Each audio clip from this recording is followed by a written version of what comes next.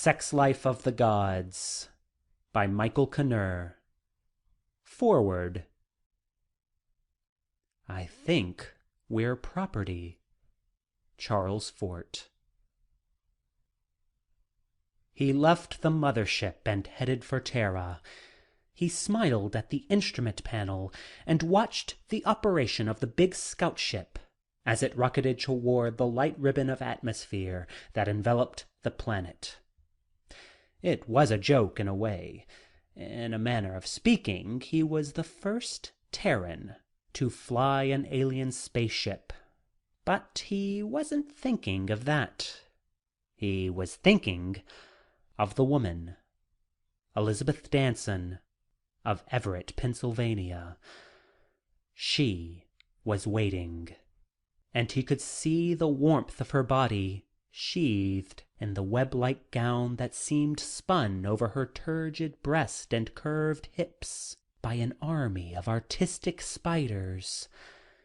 It would not be a hard thing to love a woman like that. His fingers curled about the controls, his feet working the rudder pedals of the screaming ship as he headed for the strange darkness of the Atlantic Ocean. The spaceship was operating well, and the Earth lifted her curved bosom to meet his rush. Trouble came early. The danger lights flickered in his eyes, and the fear welled up within him like a flood. 1,500 miles an hour, and the scout ship was out of control. The behavior of the craft was erratic, as though a giant hand was slapping the silver belly as he plummeted toward the ball of the earth. Desperately, he tried to reduce the speed of the hurtling ship, his fingers working the buttons and levers in a frenzy of determination. The craft refused to respond. She whipped into a cloud bank, headed for the sea, lifted suddenly, and whirled back toward space. In an agony of fear, he realized that he no longer was the master of the spaceship. He was a prisoner in a violent, uncontrollable meteor that would finally slam him into infinity against the very earth that was to be his home.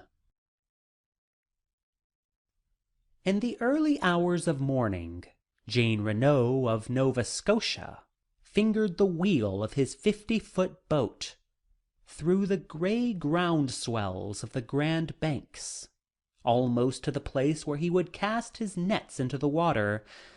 The overcast sky was refusing to emit the sunlight, and a light mist hung over the sea like a disjointed ghost. When Jean heard the whirring roar of the ship, it was too late. The silver streak whipped over his fishing boat with all the furies of the gods, and nearly tore his steadying sail away.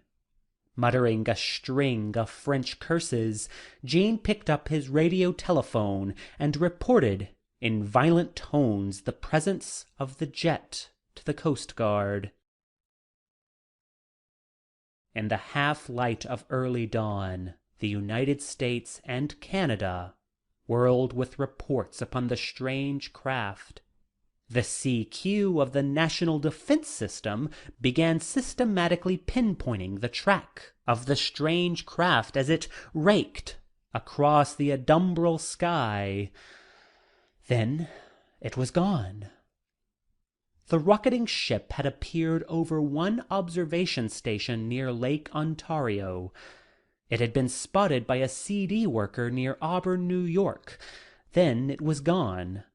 The last observation of the craft showed it flying an erratic track toward the mountain country of Pennsylvania. At CQ Operations Office in Washington, D.C., Lieutenant Colonel Martin Griswold tossed the last report on his desk and pinched his lower lip thoughtfully. Colonel Delbert, sitting across from him, looked serious. "It's out of control," he mused. And it isn't one of ours. Russian? Might be. He looked at the rugged country along the Pennsylvania-New York map for a moment. Then he picked up the phone on his desk. "This is Colonel Griswold. Get me the Pentagon." At 0930, a special plane left Washington, bound for the town in northern Pennsylvania that had been chosen as a base of operations. On board the plane were the Secret Service men who were to track down the crashed ship. They were several hours too late. End of foreword. Sex Life of the Gods by Michael Knurr. Chapter 1. He awakened to flame and smoke, and it was as though he had been born again. About him lay thick summer-cloaked forests and heavy carpets of laurel and brush. Obviously, it was some sort of plane that was burning nearby, and he had probably been in it. In his mind, he remembered only the blinding flash of white light, then a sea of darkness that had enveloped him. Whether he had been thrown clear of the wreck, or whether he had crawled, he didn't know. But the torn flying suit he wore convinced him that he had once been airborne in that battered craft. The heavy, canvas-like material of the flying suit had protected the blue serge business suit underneath, so that besides a ripped pocket, it was presentable. He grinned wryly in the pre-dawn darkness. Presentable to whom? The squirrels? He peeled off the flying suit and added it to the flaming wreckage, then staggered off through the night toward the valley below. There was usually, he recalled, water in ravines. He used small saplings for handholds while his head thumped and thundered wildly. Probing fingers found a lump beneath the blood-matted hair that was sensitive to the touch. There was a scratch on his cheek, sealed with dry blood, and his hands were skinned as though he had broken a fall in cinders with them. It was, he decided, amazing that he had survived the plane crash with so little injury, but then stranger things had happened. There was a run at the bottom of the hill, one of those leaf-choked, meandering little creeks that became stagnant pools in July and August and raging torrents of brown water in the spring. Lying on a sloping, flat rock, he thrust his face into the stream and drank deeply, feeling the life flow from the water into the weariness of his body. He washed his face in it, splashing it over his head until his mind began to function with familiar clarity. But he still did not know who he was. When he tried to search backward into the past, he could see only the white flash and the darkness. It was frightening. It was as though someone had taken a pair of scissors and cut away the whole memory of his past life. He fumbled through his pockets, found the wallet and the cigarette lighter, and began flipping through the cards with the help of the tiny lighter flame. An identification card labeled him Nicholas Howard Danson and stated that he lived at 2312 Wiseman Drive, Everett, Pennsylvania. There was also a draft, Social Security, and driver's license card. There were other membership certificates to various clubs and organizations. Finally, there were several pictures of himself and a woman. In fact, there were a great many pictures of the woman. One was a portrait of her, inscribed "Love, Beth," which told him that she was either a girlfriend or his wife. Nick extinguished the light and put the wallet away.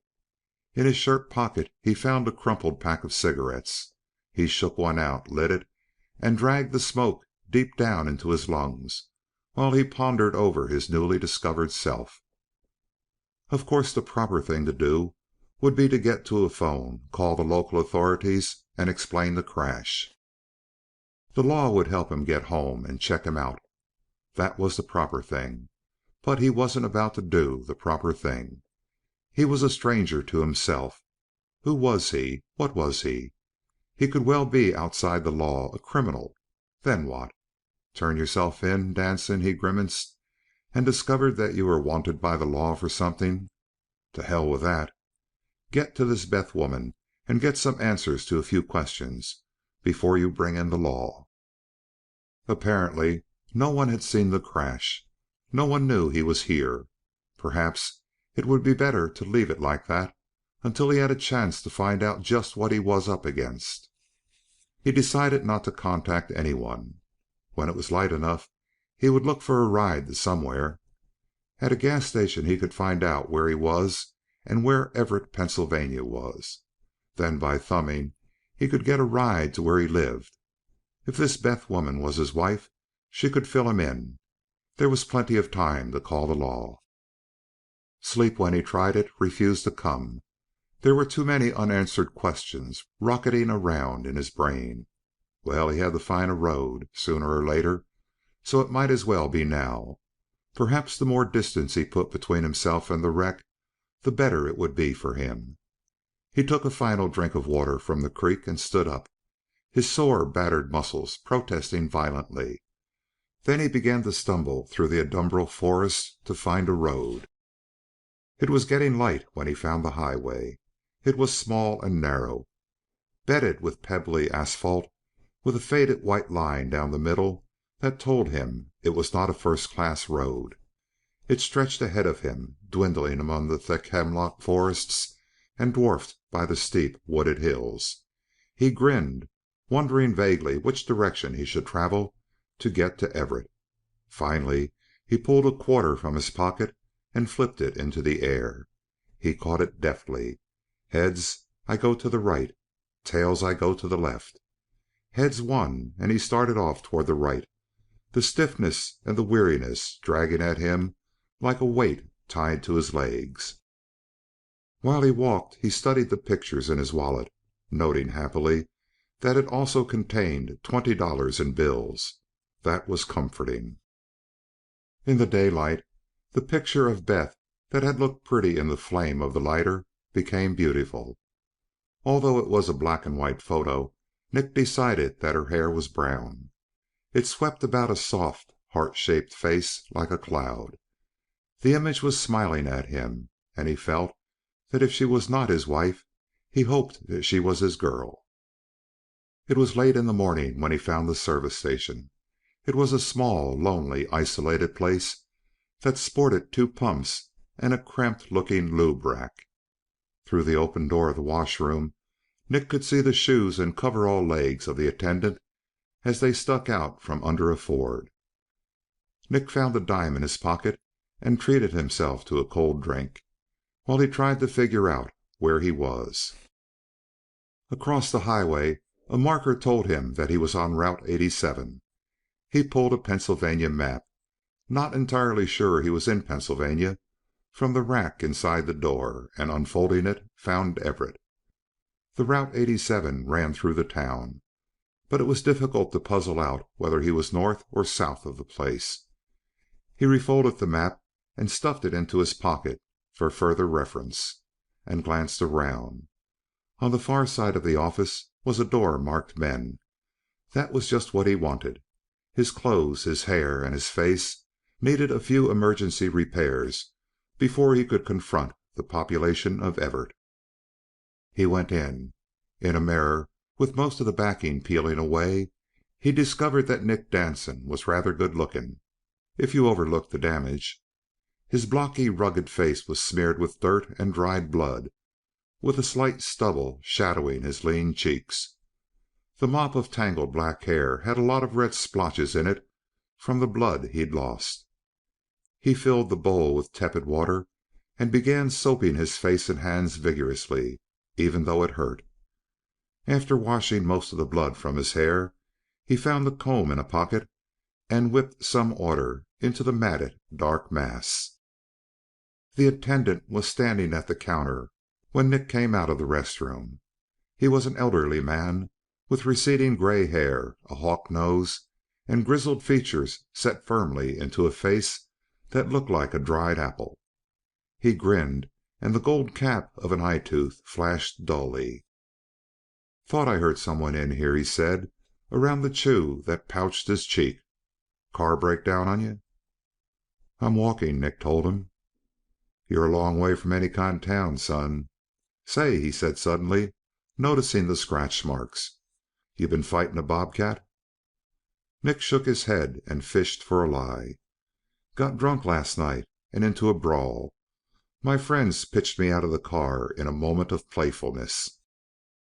He hoped he had put enough bitterness into the explanation to make it ring true. The old man chuckled softly. "Darn shame, son. You from around here?" "New York," Nick lied. "I'm staying in Everett." "Everett?" the old man crackled. "Hell, that's 15 miles south of here or better." He paused, swiveled his birdlike head, and spat a jet of brown juice through the open door. "Tell you what, son, seeing's how you'll have to walk it down there. Ain't no one going that way I know of. Suppose you could thumb it, but it'd be hard. Lonely road, you see. If you don't mind waiting till after supper, I'll run you to town. Drop you off where you want to go." "Hadn't thought of waiting so long," Nick told him. "What would I do? Just sit here?" "Hell, no. In the back room there's a cot. Been sleeping there myself sometimes since my wife passed along back in '53. December of '53 it was. I'll wake you come supper." "Thanks." With the hunger gnawing at his stomach, Nick took a cellophane wrapped pie from the counter and began eating it. He handed the old man a quarter. "'S funny," the old man said, ringing up the sale. "You don't smell like a drunk. Ought to be some liquor smell to you, son." "I was drinking vodka," Nick countered, wondering how he had pulled that from a mind that could not remember his past. He took another bite of the pie as the old man gave him his change. "Bad stuff, vodka. That's the slop them Russian hassocks drink, ain't it?" "I think so." "Well, it ain't for Andy Hocum. Them hassocks can have it." Nick was saved from further conversation by a new station wagon pulling into the pumps. A young woman, dressed in a suit, cut the engine and honked the horn briefly. Andy waved and headed for the door. "Get some shut eye, son. I'll wake you later." "Thanks, Andy." He finished the last of the pie and watched Andy stick a hose into the wagon's gas tank, then go around front to wipe off the windshield. Nick cleared the pie wrapper off the small counter and tossed it into a box as he headed for the back room. After closing the door, he fell onto the bed and a moment later into the well of sleep. End of chapter 1. Sex Life of the Gods by Michael Nur. Chapter 2. Detective Lieutenant Nolan Bryce braked the fare lane at 2312 Weissman Drive and got out quickly. For a moment he wasn't sure whether Beth Danson would be awake, but it was a long drive into headquarters, and he didn't want to go back to a dismal office or even a lonely bachelor apartment. He glanced at his watch. 9:30. He shrugged and decided to try it. She answered his knock almost at once, smiling him into the front room. For a moment he allowed his eyes to finger her body, letting them spear through the wraparound robe and the flimsy nightgown to where warm flesh ebbed and flowed against the sigh of silk. Her brown hair was bed-tangled, and most of the makeup was gone from her face, but Beth Danson was a woman who had the unconscious ability to look beautiful under any circumstances. Nolan felt a thunder in his veins as he tossed his hat on the sofa. "Coffee, Nolan?" she asked. He nodded, and they went into the kitchen. "We found the Peters kid, so that ends another case." He dropped to a chair and watched her fixing the coffee. "You're up early, Beth." A shadow crossed her face momentarily. "I had a dream, Nolan. A bad dream." "About Nick?" She nodded and set a cup of coffee before him. The tears were close again, but Bryce hadn't seen them fall over Nick for a long while. It was ridiculous the way she mooned over the guy, but there was no understanding women. "You ought to stop dwelling on him, honey," Nolan told her. "It doesn't do any good." "He's alive," she said softly. "You know better than that. If he was alive, we'd have found him. Men just do not drop out of sight in the 20th century. Beth lifted a hand to brush her hair into place and sat down to sip at her coffee. Nolan studied her. She actually believed that her husband was alive and that he would return to her. He hoped not. It was a selfish thing to think about, but he was in love with her. He'd have had her long ago if it wouldn't have been for Nick and his dark good looks. He mouthed a swallow of coffee and settled the cup in its saucer. She was looking at him. "Is there any news, Nolan?" "About Nick? No." He touched her arm. "They've given up, and so should you. Honey, you're young, beautiful. Hell, another woman would have gone out and had a ball. Listen, there's a lousy show on down in Everett. Want to go?" She smiled. "Thanks, but you're probably tired from hunting for the Peters kid." "I feel fine." She shook her head. "Nolan, I know how you feel about me. I'm very flattered, but I have to accustom to his loss in my own way. I'm sorry." Nolan forced a smile. "That's the way the mop flops," he mused. "I'll be around when you are." He finished his coffee in silence. "Well, I have to get moving, make out a report and all.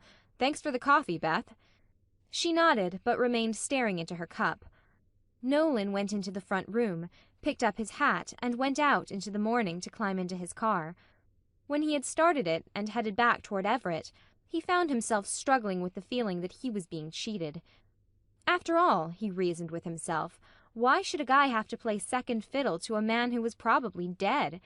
If Nick Danson were alive, it'd be different. But dead, and that was an almost sure thing, he felt cheated. Beth could learn to love him. She could forget. Hell, a lot of women lost their men for some reason or another, but they accustomed, they altered their lives. If a man dropped the reins, some other guy should pick them up. It was only natural. He shut off the thoughts of Beth as he reached the busy section of town and concentrated on his driving. He could wait, he decided, in closing off the thoughts. Sooner or later she would be ready to accept the truth, and he would be right there waiting. He maneuvered the Ford around several other cars parked in the lot of City Hall and found the berth that bore his name. He killed the engine, got out, and went inside to his office. When he opened the door and saw the two men and the chief sitting in his office, he knew it was something big. After a while, it was so you could spot a Fed a mile away, especially when they were sitting in your office. Chief Daniels looked grouchy at him, but his tone was cordial. "You finished with Peters?" "Yes." Daniels nodded, his florid moon face looking lumpy and important. "Lieutenant Bryce, this is John Cartwell and Sam Morgan, Secret Service. I've promised to give them assistance in an important matter. They'll brief you." He nodded an important goodbye and left the three of them alone. "What's the problem, gentlemen?" Nolan said, and settled behind his desk. Cartwell, a stocky-looking 30-year-old with wavy blonde hair, did the talking, while his dark-complected friend puffed placidly on a cigar. "Lieutenant Bryce," Cartwell said, "your boss seemed to think that you'd be the best man to help us set up our plan of operation. We've already contacted the Civil Air Patrol and the National Guard outfit here. We have an air search underway, and for the meanwhile, that's all we can do. We were hoping that you could help us get in touch with all the Ground Observing Corps' branches. We'll use this office as a headquarters for operations." Nolan blinked. "What's up? An Air Force test plane down?" Cartwell shook his head. "We got a UFO report." "A flying saucer?" Nolan was stunned. Cartwell chuckled, and his partner grinned. "An unidentified flying object does not necessarily constitute a spacecraft, Bryce. But something was spotted off the Grand Banks early this morning, going like hell and apparently out of control. We got our last sighting over Auburn, New York. We checked the observation posts around Everett and found that nothing was seen. We also checked Binghamton and Elmira with a negative report. Since the object was on a southerly heading when spotted near Auburn, we can only assume that it went down in the area between Everett and Auburn and Binghamton and Elmira." Nolan gave a long, low whistle. "Not one of ours, huh?" "No." "Canadian?" "Not at that speed." "That leaves the big one, then. Russian?" Cartwell shrugged. "Could be. If it is, we want the wreckage. No matter what it is, or whose it is, we are very interested in any aircraft that travels at speeds of 15 to 19,000 miles per hour. Nolan whistled again. "That's rolling," he grinned. "Yeah," mused Sam Morgan. "And we'd kind of like to know what makes it roll like that." "Okay, let's go into a huddle," Nolan said. "But I can tell you this. If the thing went down in north-central Pennsylvania, it's in some pretty rugged country." "Great," Cartwell snarled. End of chapter 2. Sex Life of the Gods by Michael Knurr. Chapter 3. The dream was of a woman. He was lying on a strangely made bed, the warm breezes of evening rolling in off the crashing sea, and the woman stood in the ornate doorway that entered the bedroom. About him lay all manner of bright silks and strange colored cloths. The woman smiled, and his eyes caressed her. Her hair was as gold as the noon sun, and her eyes, lifting slightly at the outer corners, were as blue as the sea. Her lips pedaled back over the white strength of her teeth, and her fingers did strange things to make the flimsy robe drop from the rounded softeners of her shoulders. He watched her walk upon curvaceous legs to the edge of the bed. For just a second she smiled down at him. "Father is sleeping like a baby," she whispered. He felt himself talk. Good. Then his fingers curled about the curve of her thigh. His fingers tightened, and the crimson smile broadened. He pulled and felt her resist him with maidenly demureness, but in the end she came to him. He felt the yielding firmness of her body pressing down into his on the bed, and his arms furled about the softness that she offered. The warm cones of her breast worked on the hardness of his chest, and his mouth fused against hers in a passionate kiss. "Lors, Lors, darling, you've been gone so long." Her voice was a kitten purr in his ear, warm and gentle. "I'm back, Jella," he smiled, his hands caressing the lithe length of her body, folding her against him tightly.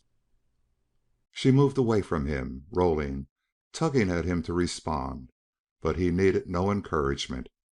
His body rolled with her, his arms pinning her to him tightly so that she could move nothing but her legs, but there was little need to move anything else. The dream faded, and he cursed, and tried to get back to sleep, and the beautiful woman who awaited him. Sleep came, but the dream was gone. Andy, shaking his shoulder, woke him up about sundown, and Nick swung his legs off the cot and stood up. Still sleepy, he fingered the heavy stubble on his face and looked at the old man. "You can use my razor to chop off that beard, son," he said. "Come on, get around now. Got soup and sandwiches ready, and some famous hokum coffee." Nick straightened his wrinkled clothing, shaking the last remnants of weary fog from his brain. Andy went on talking to him, and said something that woke Nick Danson up completely. "Your buddies was here a couple hours ago, son." "What?" It was almost impossible to keep the surprise out of his face and voice. Andy didn't seem to notice anything wrong. "The fellows you got drunk with wanted to know if I'd seen any strangers on the road." "I said I hadn't, 'cause I figured they might want to slap you around again." "Thanks, Andy." Who could possibly know about the plane crash? If the wreck had been found, it would be the police asking questions, not two strangers. Somebody, somewhere, was searching for him. Who, and what did they want? Fingers of fear and worry flittered along his spine. When they had finished eating, Nick shaved, cleaned himself up, and followed Andy out to where his car was parked. He found that he liked the old man, but under the circumstances conversation was difficult. The plane crash, for one thing, was a bit on the odd side. The burning wreckage, he recalled, had shown no signs of ever having had wings or a tail assembly. But that was probably minor. The wings could have been ripped off by the trees when the plane came down. The important thing was that someone knew he was here. As they drove toward the town of Everett, the old man began talking about the strangers that had inquired after Nick earlier in the day. "Nope," I says to the big fella. "Ain't seen a soul on foot all day, 'ceptin', of course, Jimmy Dilson going down to Willer Creek to fish." That seemed to satisfy them, so they lit out. "Notice what kind of car they drove, Andy?" Nick asked. "Yep, gave 'em gas. They was driving a Chevrolet. Looked to be a '56 or '57. Black it was. Blacker than the inside of a coal bin, and with the shiniest chrome you ever saw." "Sounds like them," Nick told him, enlarging the lie. "One of them short and the other medium?" "Not exactly. The one did all the talking had a funny accent. Anyway, he was about 6 feet 3 or 4 and heavy, good looking, with blond hair. The other guy was about your build, with sandy hair. Never talked, that guy." "They're the ones." Nick lied and shook a cigarette from a half empty pack. "Thanks for not giving me away." Andy nodded, lapsing into silence, while Nick concentrated on coming home to a strange woman and the two men who had been asking after him. For some reason he got the feeling that Beth Danson was his wife, and he accepted it that way. She couldn't be his sister. Besides, a man his age would be married, in all likelihood. He wondered vaguely how she would welcome him, but cast the thought aside. He'd know soon enough. As they approached Everett in the gathering twilight, Andy turned to him. "Where do you want off, son?" "Wiseman Drive. Know it?" "Yep, we're almost there. Suburban area, just north of town. You got friends there?" "Yes." Nick grinned inwardly. That is, he thought, I hope she's a friend. Hell, I don't know whether she hates my guts or loves me, but she's the only one that can help. A frightening gloom fell over him suddenly. Andy lapsed again into silence, and the sound of the motor became loud. Nick began to ponder the strange men and the woman he was coming home to, but it was like bashing his head against a wall. He could remember nothing. And through his thoughts the memory of the dream returned to him. It was the most vivid dream he had ever had, almost as though it were real. Abruptly Andy brought the car to a stop before a sign that read Wiseman Drive. Nick thanked him and climbed out onto the road. The old man waved, and the car spat cinders as it roared back onto the highway, heading toward the town. For a moment he stood there watching Andy's car fade into the night, and then he began walking along the road, looking for 2312 Wiseman Drive, and trying to ignore the feeling of fear that welled up within him. When he finally found it, he saw that it was a two-story place that looked to be white frame, trimmed with a darker color that was probably blue. In the off light of the street lamp it was difficult to tell. There was a garage built alongside and a good-sized lawn in the front, but there was no evidence of children. A light in the front room told him that someone was home. Likely Beth, and caution told him he'd better make sure no friends were with her. He slipped quietly up on the porch and looked briefly into the window. Beth was there, sitting on the sofa reading a book. Her hair, he noticed, was brown with a reddish cast to it, and she was every bit as beautiful as the picture he carried in his hip pocket. He knocked on the door. It occurred to him after he had rapped that this was his own house. Why should he rap? But what was done was done. He waited until she had opened the door and stood looking at him. He tried a smile, but Beth Danson's eyes widened in shock and her lips parted in astonishment. "Nick," she whispered, as though she had seen a ghost, and fell to the floor in a dead faint. Stunned, he stepped over the crumpled body of the woman and walked into the room. When he had closed the front door, he lifted her limp body and laid her on the sofa. He began patting her face and hands to revive her, wondering what the hell he had done to cause her to faint. Why the devil was she so shocked to see him, he wondered. Is she in love with another man? And did they rig that plane so that it would crash to be rid of me? If they had tried to kill him, he could damned well see why she had fainted at the sight of him. The rings on her left hand bragged that she was married, probably to him. But why faint? He was trying to decide whether to stay or run when her long lashes fluttered and she came to. Again her greenish eyes dilated in astonishment, but this time she did not pass out. Her soft arms slid about his neck and she pulled him down to where she could kiss him. Her warm lips caressed his face, kissing his mouth, his cheeks, and his eyes, while she murmured his name over and over in absolute joy. Had the news of the crash reached her? Did the authorities find the wreck and presume him dead? Was that why she had fainted and was now so overjoyed at having him back? His mind whirled with 100 questions that his stunted memory refused to answer, and he decided to take it easy, waiting for her to make the first move. "Oh, Nick," she murmured against his ear, "where have you been?" "I don't know. I've been in a crack up, Beth. I can't remember anything." She pushed him away suddenly, looking at his face. "Darling, your face. You're hurt."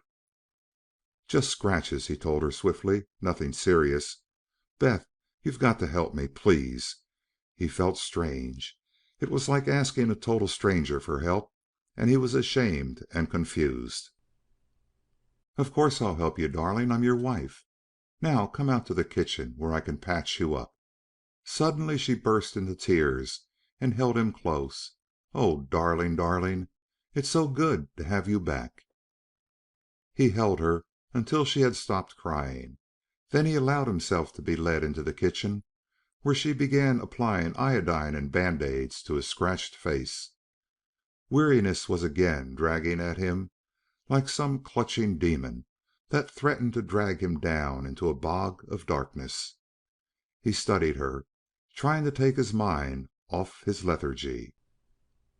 Beth Danson was about 25, and besides her deep auburn-brown hair and lovely face, she boasted an equally attractive body.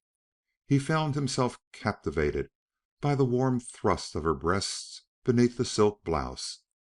The clear milk of her flesh at the V of her throat excited him in a strange way. When he thought of her as his wife, it was frightening. It was as though someone had tossed him a woman and expected him to just fall into the routine of marriage. It wouldn't be hard to come to love this woman, but it would take a while. Hell, he didn't know her. She was a complete stranger who had suddenly told him they were married. There was nothing familiar about her. Even the fingers that were softly working over his face were alien. Alien? That's it. The whole damn world is alien, and I don't know who I am, who I've been. "Beth," he asked suddenly, "how long have I been gone? You act as though it's been a long while." "A long while, darling." "How long?" She looked steadily at him for a moment, her eyes deep with seriousness. 13 months, she whispered, her voice shaking. 13 months? He relaxed heavily into the straight-backed chair and stared at her dumbfoundedly. Over a year. Where had he been? What had he done? Why hadn't he been located before now? 13 months, he croaked, unable to say anything else. She nodded. "Oh, Nick, every police agency in the country has been looking for you. I've had detectives out hunting. Nolan Brice has been doing everything he can to locate you, but they couldn't. No one could. It was as though you had disappeared from the face of the earth." "Nolan Brice?" Nick asked. "Your best friend." When she realized that he knew nothing of the man, Nick could see her starting to cry. Her eyes began filling, and he could almost see the hopelessness within her. "Please, honey, don't start crying again." "I'm trying not to." He rose to his feet slowly, his head starting to thump and thunder again, and he took her into his arms. It was kind of difficult, trying to comfort her the way a husband should, but he tried. "Listen, Beth," he whispered against her cheek. "It'll all come back to me. It'll all come back eventually, and I'll remember. But for now, you'll have to bear with me. I don't know where I've been or what I've done.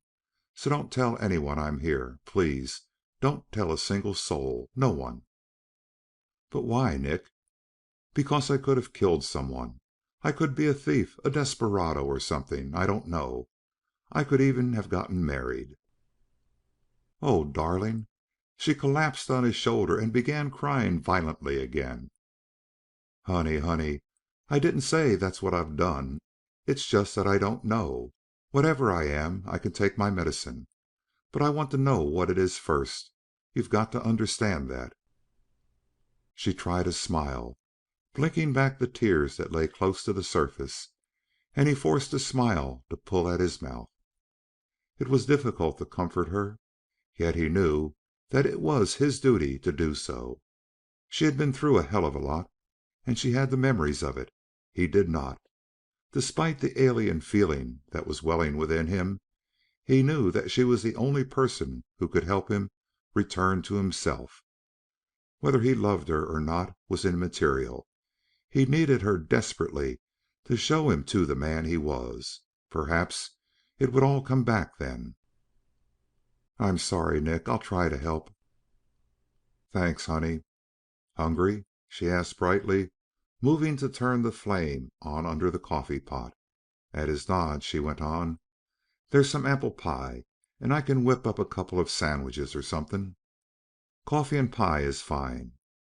"In a way, it'll be like courting all over again," she told him, in an attempt at lightness.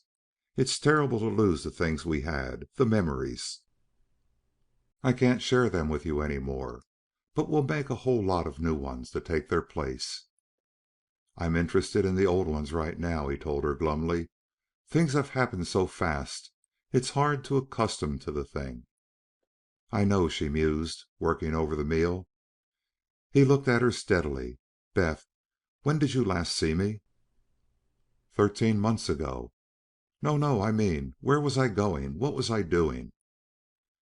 "You were going up to the cabin to repair the fireplace and build some lawn furniture. You were going to stay overnight and come back the evening of the second day.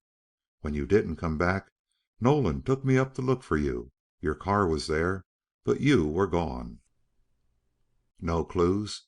She shook her head. "Nothing. We thought you might have wandered off in the woods and injured yourself, but I couldn't accept that. You were always a good woodsman, even in desolate country like that." "Secluded, huh?" he asked. "Some of the worst country in the state. We bought the place so we could get away from the mess in the city." He smiled at her. Apparently they had gotten away from one mess merely to fall victim to another. She sliced him a huge piece of pie and set it before him, the same brave smile still fixed upon her lips.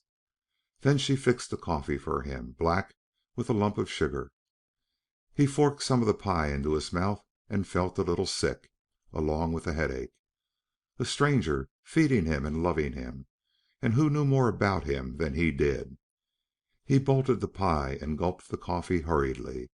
When he had finished, he glanced at the electric clock above the pink refrigerator. 9:15.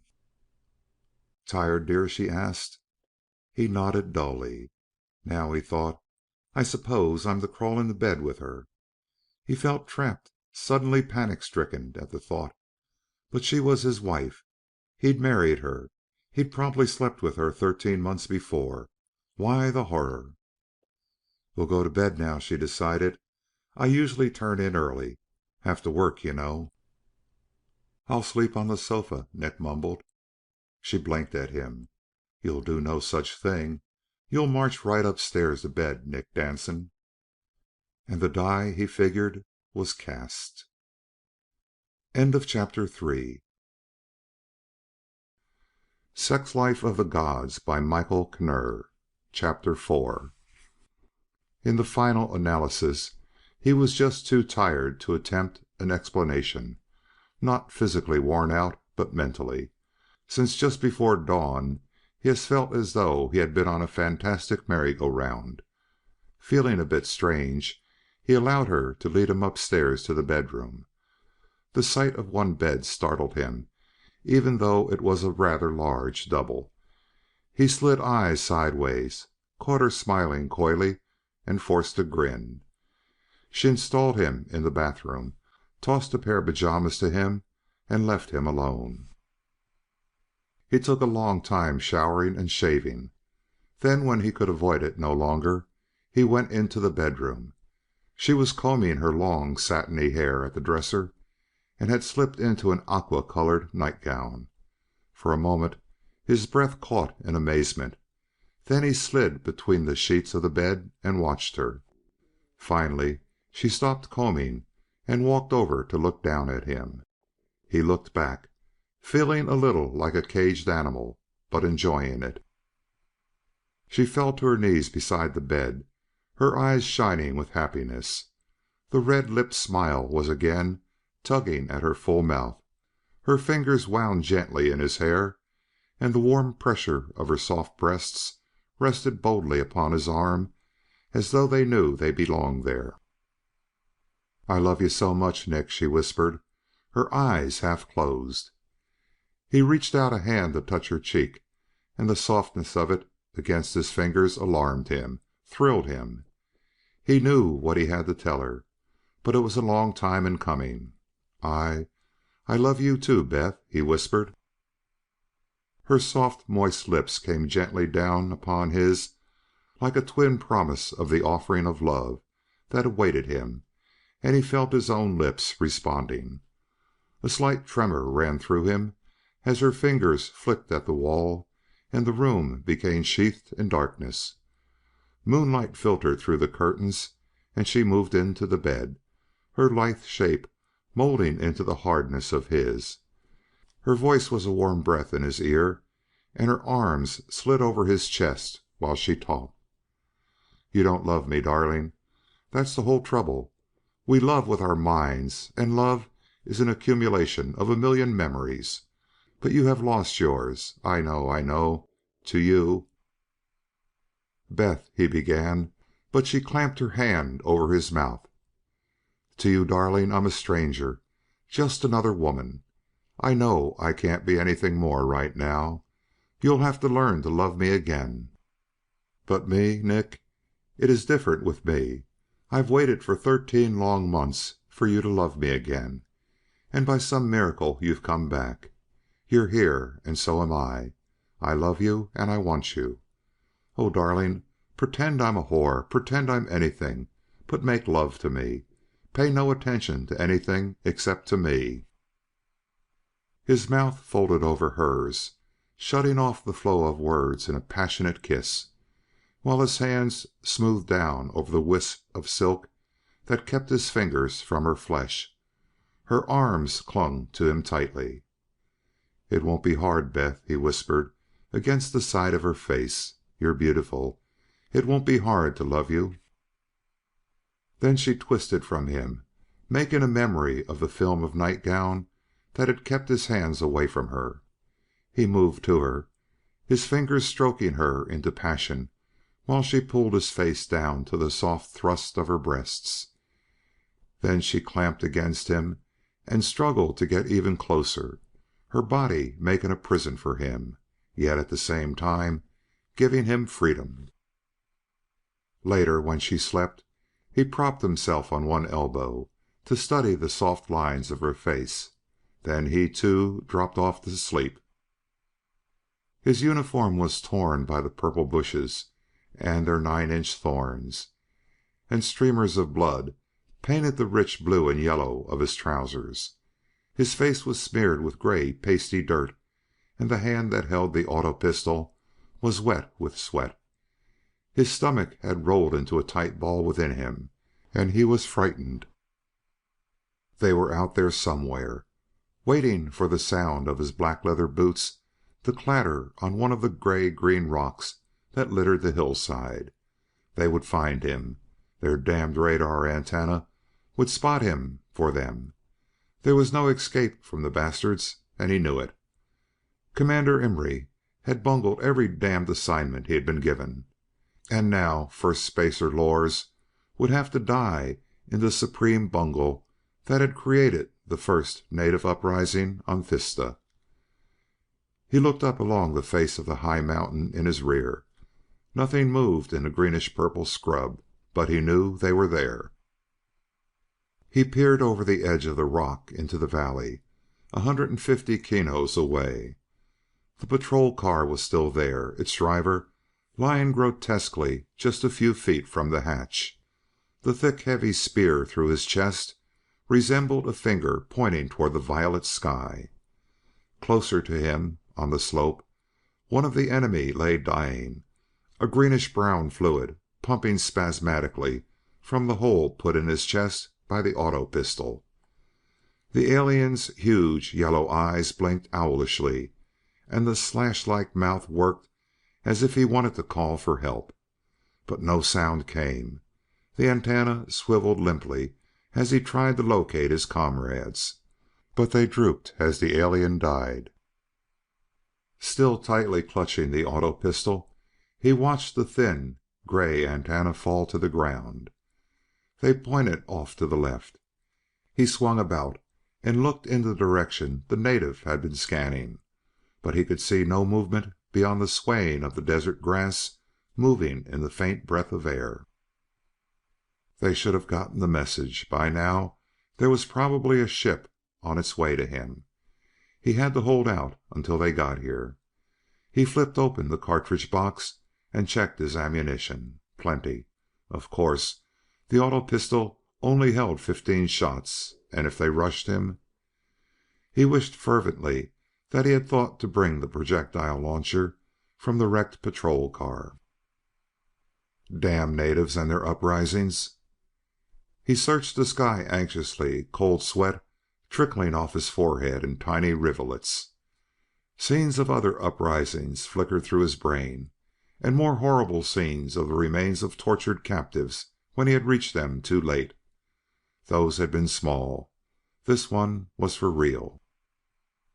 The native seemed to materialize out of the ground, screaming shrill obscenities as he drew himself to his full 9 feet of height and brandished the heavy maul over his head.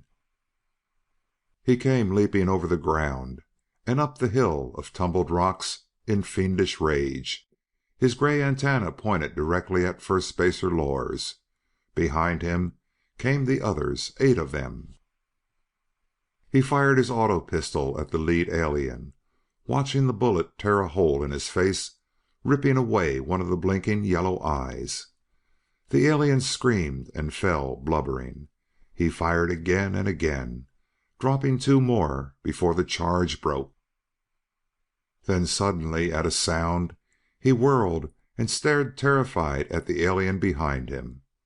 The charge had been a fake, an old military stunt that any green spacer could have seen through. For one brief instant he stared into the large eyes of the native. Then he fired. Another native rose from the ground, then another and another. He fired repeatedly, crying and cursing in his rage at the weapon's inefficiency, while over his head he heard the roaring of the rescue ship. Tongues of flame soared over his head and into the surging mass of aliens. He hoped the ship was not too late. "Nick, Nick, darling." He awoke, his face drenched with sweat and his stomach a tight knot of fear. He reached out in his fright and grabbed the woman at his side, pulling her into his arms to hold her tightly. She stroked his hair, kissed his face, and whispered soothing words into his ear. "What is it, Nick?" He relaxed his grip and laid his head back on the pillow. In the bright light of the moon he looked at her and returned to himself. Those monsters, so vivid. "Nightmare," he croaked hoarsely. She smiled, her lips glistening in the moonlight, and kissed him gently. "The apple pie," she suggested. "Nightmares are usually caused by eating before bed." "It was so real," he muttered, "so real. I was on another planet. I wore a blue uniform with yellow stripes on the legs, and my name was Lors or Lars. The natives, horrible monsters, were in a state of revolution. They killed my driver. I was alone, and they were all around me." "Science fiction," she cooed, and stroked his hair. "I think it's a good sign. All you ever read for relaxation was science fiction. Your dream was probably a story you once read, and your mind put you in the hero's place." He sat up and looked at her. "Did I cry out?" "You were mumbling. I couldn't hear what you said. Then you began sobbing and thrashing about." Nick ran his fingers through his hair and over the back of his neck. The reality of the dream almost too much for him. It wasn't an ordinary nightmare where he would be running with a huge monster panting in pursuit. This was frightening, like a memory, like some damn fantastic memory. He stood up and patted her shoulder. "Go back to sleep, Beth," he told her gently. "I'm going downstairs." "Shall I turn on a light?" "No, it might cause the neighbors to wonder." He walked to the door of the bedroom. "The moon is bright enough." He walked into the hall, feeling his way in the dark places, and down the stairs into the living room. As he sat in the chair near the window, he thought about the dream. It bothered him because it was unlike a dream. It had the weird consistency and logic of a memory, yet seemed almost supernatural. Hell, what kind of thing had huge yellow eyes and stood 9 feet tall? What sort of world had a violet sky and gray-green rocks? The whole damn thing had the scent of a Walt Disney movie, the colors vivid and sharp, the landscape seemingly done by a watercolor brush. Thista. Apparently it was some kind of planet, and he hoped that Beth was right. Would it be possible for a man to get so confused via a crack on the head that he believed that he had lived through the literature he had once read? What would he dream about next? Macbeth? Treasure Island? Christ, what a world! If he could get to a doctor, a head drinker, it might be all ironed out. They would get things squared away in a short while. But hell, suppose I'm public enemy #1 or something. 13 months. In 13 months, kings have been broken, dynasties crushed. What had happened to him in the 13 months that he had been out of touch? One thing he was sure of, he hadn't been laying around. In a stretch of time like that, he had worked, eaten, slept, loved. Maybe he had married again. An almost comical thought, compared to the possibility that he could be a killer, a bank robber. There were millions of things he could have done. A psychologist? Nope. That was out of the question until he knew more about Nicholas Danson. And learning more about himself would be a real problem. The cabin that Beth had spoken of would probably show him nothing. After a period of a year, there would be damned little trail left to hunt along. There would be almost nothing. Whatever had been there would have probably been sifted through by the guy, the detective, Nolan Brice. Brice! Of all the friends for him to have, he had to be saddled to Brice. He'd have to be real careful where that character was concerned, because the slightest slip would set the cop on his trail like a bloodhound. The crack up. Now there was something. He would always be stuck with the question of how he had managed to get out of that mangled mass of metal with merely cuts and bruises. But he could chalk that up to dumb luck or something. The thing that worried him was, had he left a clue that could trace him here? He had burned the flying suit. He had tried to cover it up to Andy. A lot of things about the smashed aircraft bothered him. Things like the flying suit. It had been made of a strange material, but hell, he burned that thing. There would be no problem with that. Almost without realizing it, he found himself staring at the car that was parked on the other side of the street. The street light gleamed on the black paint of the Chevrolet sedan, and he thought of what Andy had told him earlier about the men who had been interested in finding him. Looking at the car much closer, he could see the 2 men sitting in it. The knot of fear returned to his stomach when he saw the light shining on the driver's blond hair. The men from Andy's gas station. Nick? It was Beth. She had followed him down, and he could see her framed in the doorway at the foot of the stairs. She had slipped into a nightgown that, in the moonlight, was more alluring than if she had been nude. She started to speak, but he hissed at her for silence. "Come here, Beth," he instructed, "and don't put on a light." Her bare feet whispered on the rug as she came to his side in obvious bewilderment. He pointed out the car and the two men, telling her about how they had inquired after him at the gas station. She listened quietly. "What do they want?" she asked when he had finished. She was sitting on the arm of the chair, leaning against him to study the car. The soft pressure of her breasts was disturbing and conjured up memories of early in the evening. "What do they want?" she asked again. "I don't know. That's something I have to find out. Listen, give me a minute to get to the upstairs window, then snap on the light and move around. They're probably looking for me, and I want to give them the impression I'm not here." "All right, Nick." He got up and threaded his way to the stairs and up to kneel before the bedroom window that fronted on the street. Through the gap in the curtains he could see the car plainly. The light snapped on downstairs. For a moment nothing happened. The men merely sat in the car and watched the house. Finally the car began moving down the street with its lights out. Then, out of range, the driver flicked on the lights and the car disappeared. The downstairs light snapped off, and a moment later Beth came into the room. "Nick?" "Here." "Perhaps they saw the crash," she began, but he cut her off short. "No one saw me crash." "I mean later," she explained. "After all, a wrecked car on a highway would." "Car? Beth, I didn't crack up in a car. I crashed on a wooded mountain in a private plane." "Oh, darling, don't be silly. You've never been in a plane in your life." In the darkness of the room Nick could only stare in stunned amazement at the moonlit outline of his wife. End of chapter 4.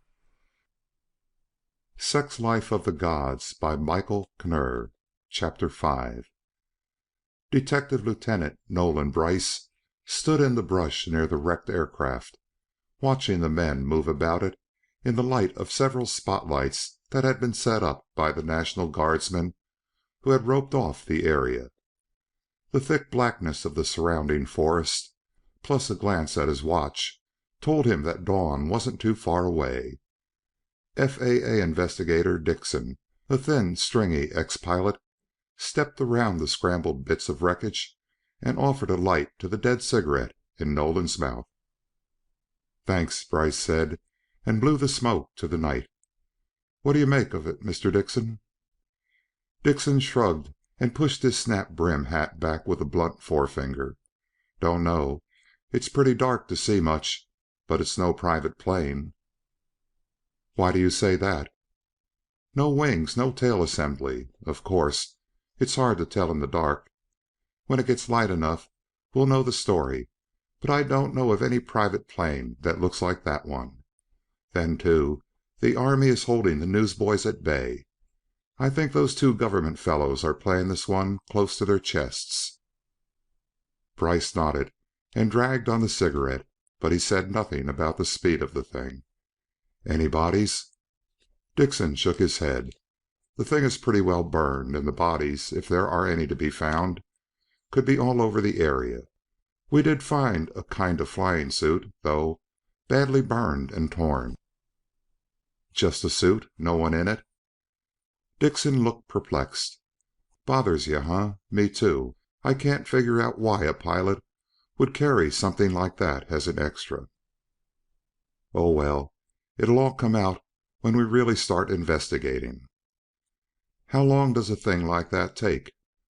Dixon shrugged. "A couple of days, a week, even a few months. It's hard to say." Brice nodded, took a final drag on the cigarette, and tossed it toward the wreck, watching the red ash burst near the wreck.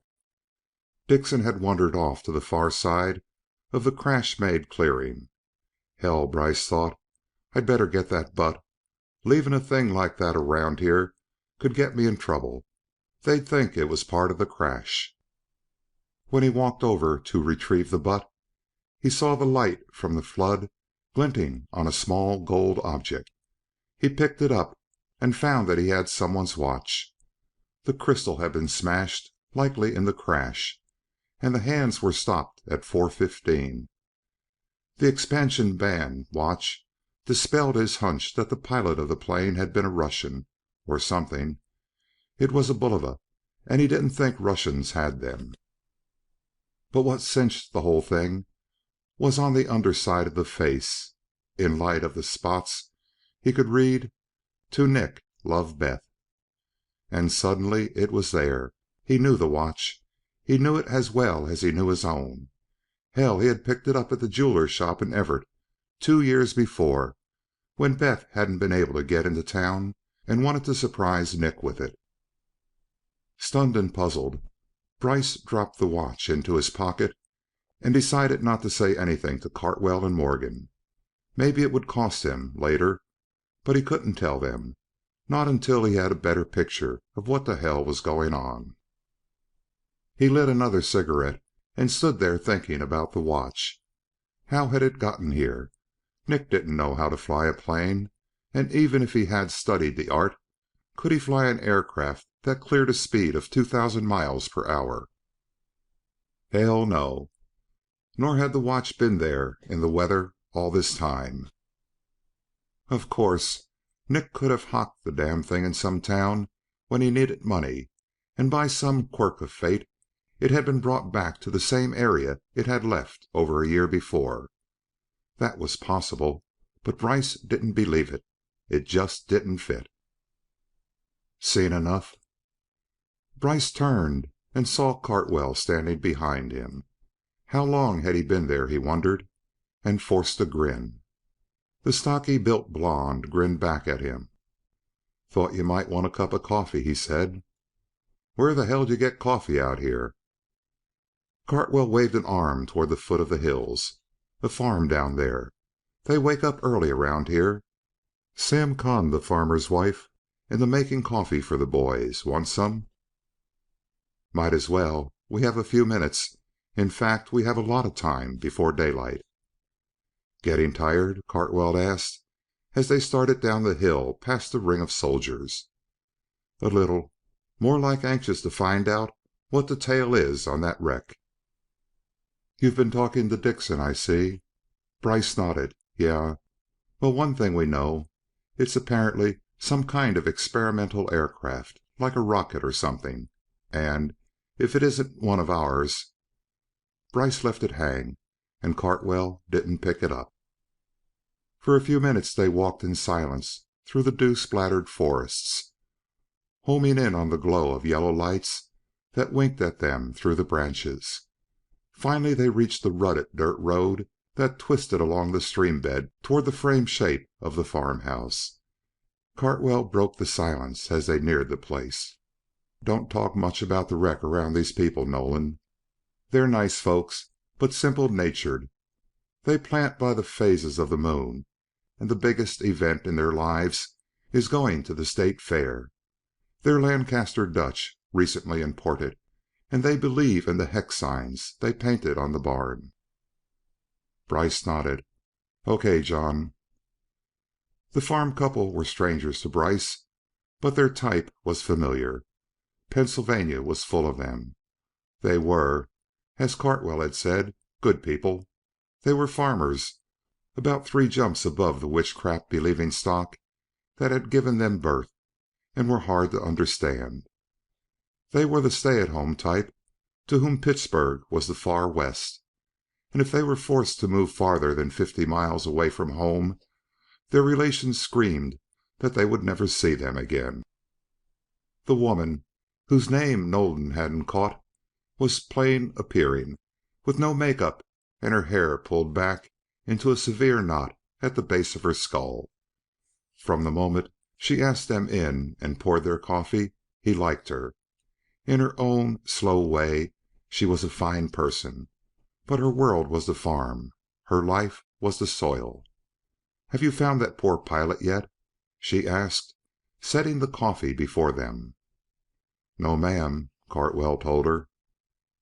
The heavy-set woman made a clucking sound with her mouth. "Honest to true," she mused. "You'd wonder why a thing like that had to come to be." She sighed heavily. "There'll be some poor woman in tears tonight. Do you think he was married?" "I don't know, ma'am," Cartwell said.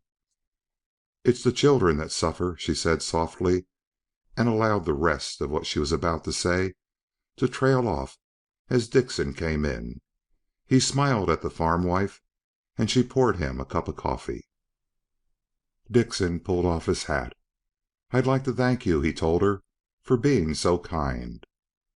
The woman looked pleased and flustered at the same time. There was a tinge of flush about her face. "Bosh," she said, smiling. "It's the least a body can do. I know I'd feel real glad to have someone helping, were it my boy up there." "Your boy flies?" "He did." The woman looked a bit pained. "He was killed during the war." "I'm sorry," Dickson said, and reached for a doughnut from the plate on the table. A silence fell over them as they waited for the coming of the dawn and a chance to really look the wreck over. Nolan was somehow glad to be spared of conversation with the others.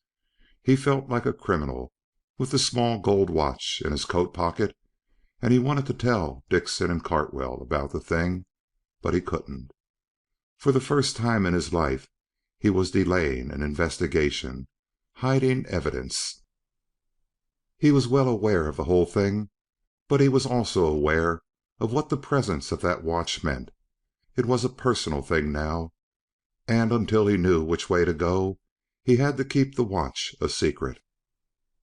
If Nick Danson had somehow come back in that wreck, and if they found no bodies, he would have gone to Beth.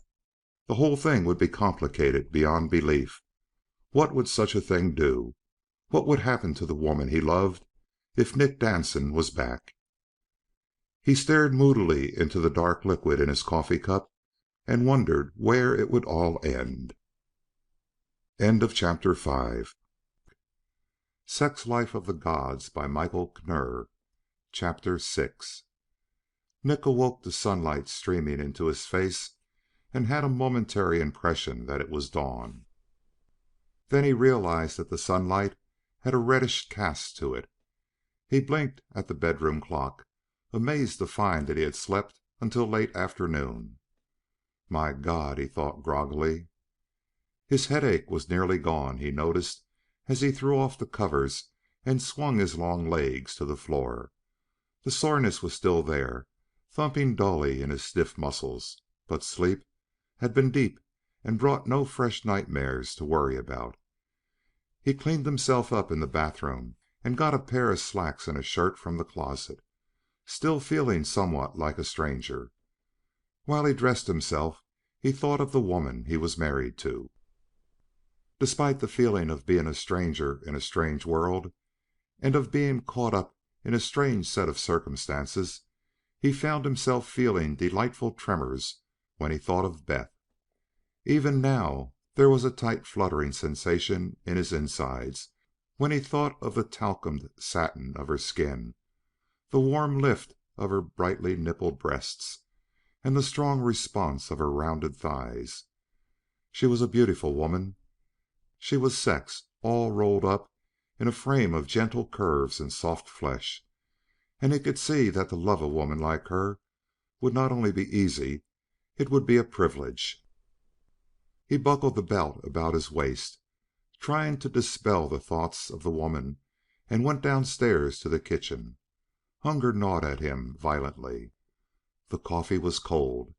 He turned the gas on under it, and the note on the table caught his eye. He picked it up to scan it briefly. "Darling, had to rush off to work. Kissed you good bye and you said grump. Be home soon. Love you terribly. Beth." He grinned at the note, balled it into his fist, and threw it into the paper can. When the coffee was hot, he poured himself a cup and fixed a couple of sandwiches with what was left of the package of cold meat. As he was finishing the last couple of bites of the sandwich, he heard the thud of the evening paper against the front door. For a moment it startled him. Then, when he realized what it was, he was half out of the chair. He paused there momentarily, then sank back into his seat. He couldn't go out there and get the paper. If the neighbors saw him picking it up. He sat there, waiting for Beth to come home, the suspense digging into his guts with ragged teeth. Had they found the plane? Were they onto him? Who were those two men? How did they know where to find him? Why were they looking for him? He drank damn near the whole pot of coffee and watched the hands of the electric clock move with agonizing slowness. Finally, at 5:40, Beth drove up to the house and came through the door. Nick leaped from the chair. The paper. He snatched it from her hands and began tearing it open. Damn newsboys for folding them. "Nick, aren't you going to kiss me?" "Huh? Oh." He kissed her briefly, fleetingly, and returned to the paper. The crash was on page 1. Wreckage of private aircraft found. Everett, Pennsylvania. The smoldering wreckage of what was apparently a private plane was found late yesterday evening in the heavily wooded area north of the city by a young Boy Scout looking for a campsite. Benjamin Talbot, age 13, after locating the mangled aircraft, promptly called local police, who dispatched Detective Lieutenant Nolan Brice, Everett Rescue Squad, and FAA investigator Aaron P. Dixon to examine the wreckage. "It's the most unusual crash site I've ever seen," FAA investigator Dixon told local newsmen. "There's no evidence of wings or tail assembly. The fuselage is also of a strange design." Detective Lieutenant Brice, after checking with the airport tower at Everett and with CAP officials, informed newsmen that no private aircraft had been reported in trouble, or even over the particular area in which the craft was found.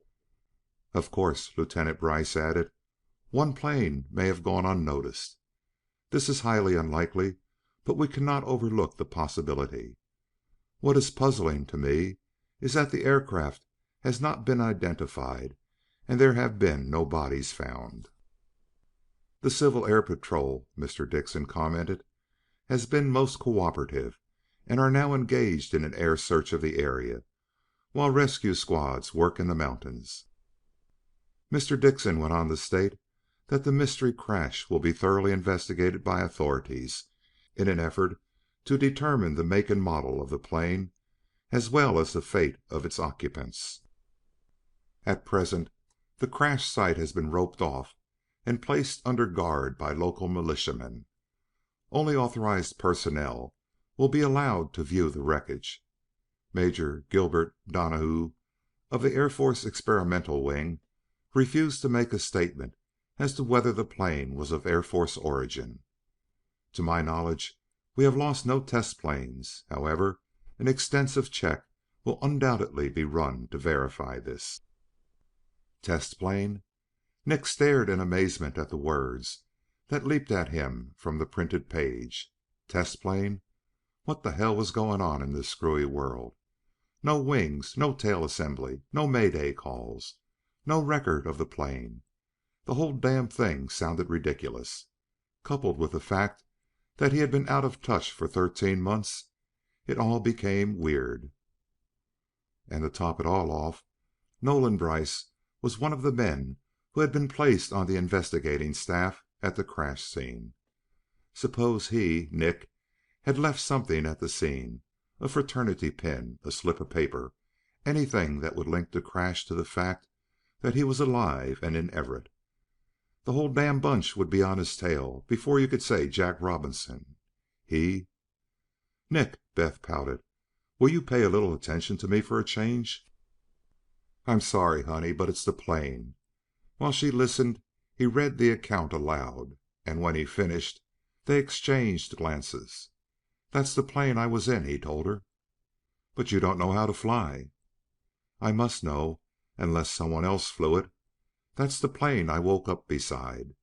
I must have been in the damn thing, but I don't know if anyone else was." He buried his face in his hands. "Nick, should we call the police?" "No." Alarmed at his violent outburst, she put her hand on his shoulder to comfort him. "All right, dear, I'm sorry." "It'd been different if those men weren't after me. I'd call the police if they weren't dogging my tracks. I turned myself in just to find out what the hell's going on." "Me too," she said softly. At first he didn't catch the meaning behind her words. Then he blinked. "What?" he asked. "The car, the black one. It followed me to work this morning." She paused, then added, "It didn't follow me home, though." Nick slammed the paper to the floor. His lean jaw muscles knotted in anger. "That settles it," he snapped. "I can face whatever I'm mixed up in, but there's no earthly reason why you should be subjected to it. I'll have to get out." Beth threw herself into his arms, the ever ready tears welling in her eyes. "No, Nick," she pleaded. "Whatever it is, we'll fight it. We'll make out, but darling, don't leave me again." He held her tightly against him, his hands stroking the warm softness of her back and spine.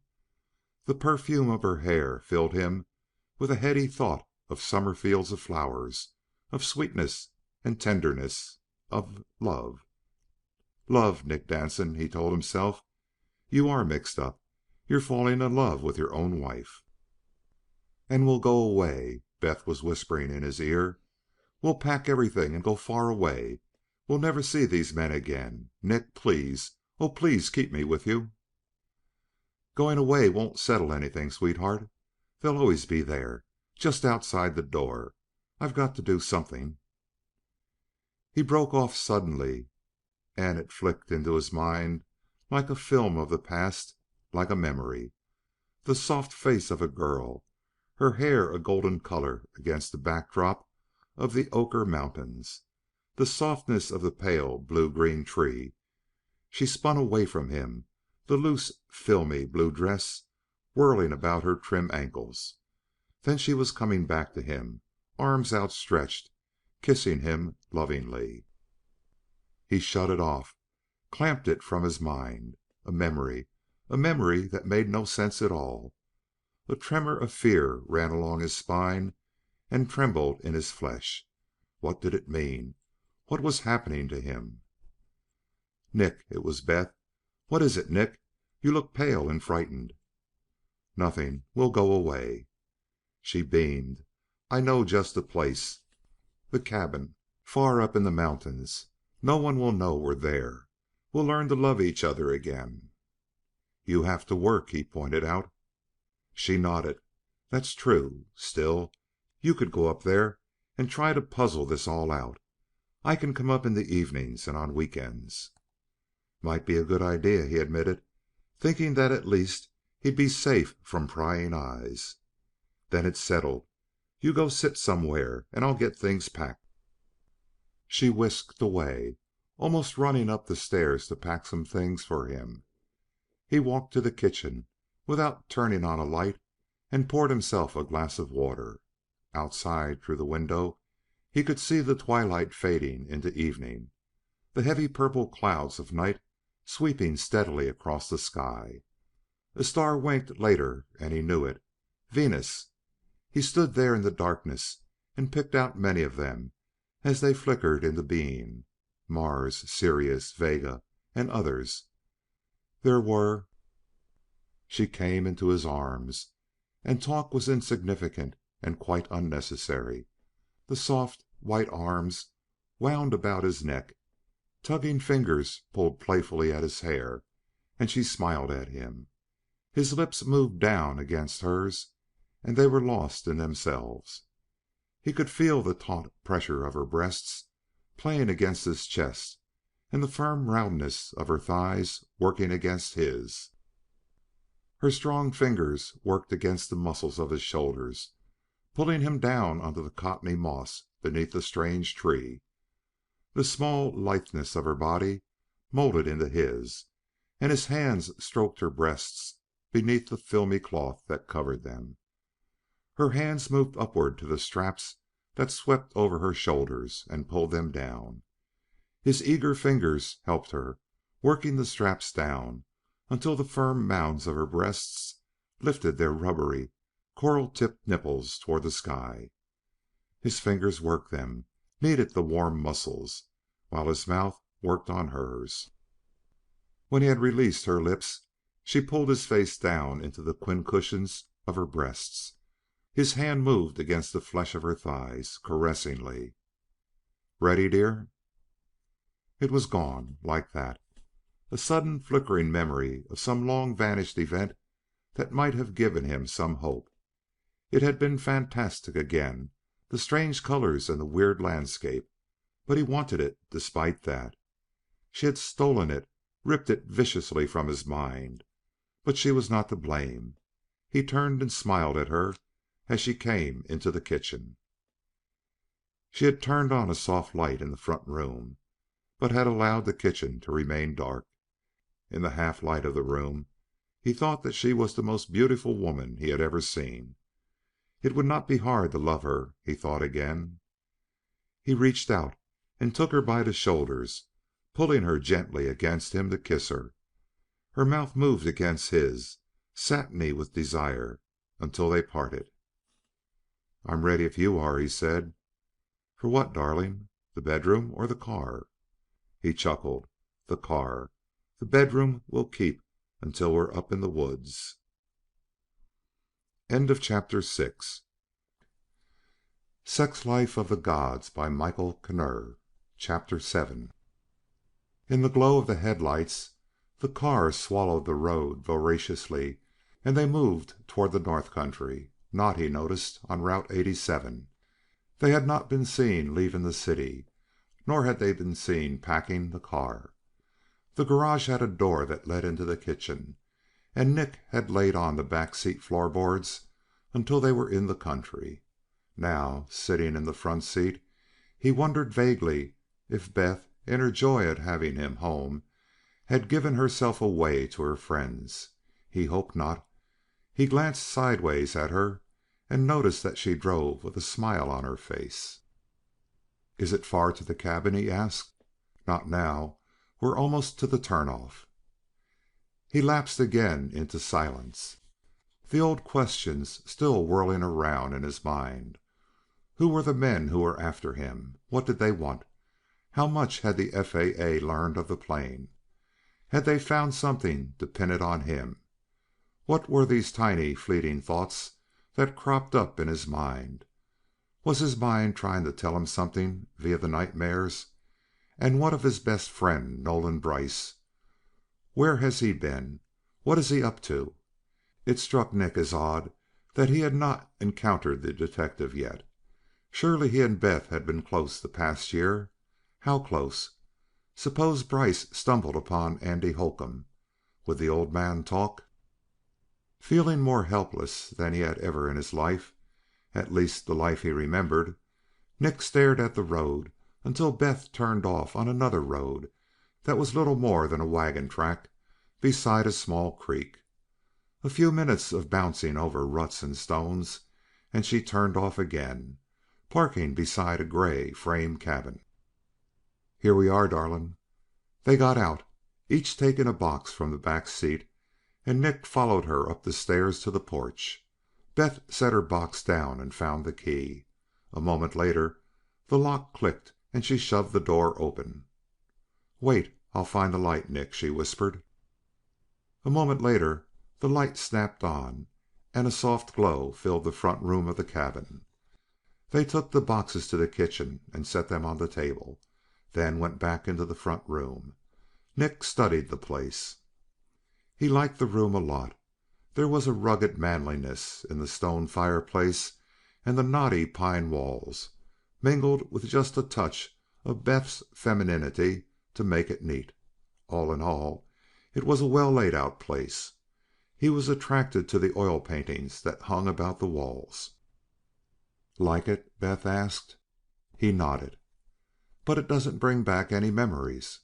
"No, honey. I can't even remember what I did for a living." She smiled sadly. Want to see?" When he nodded, she motioned him to the other side of the front room and opened the door.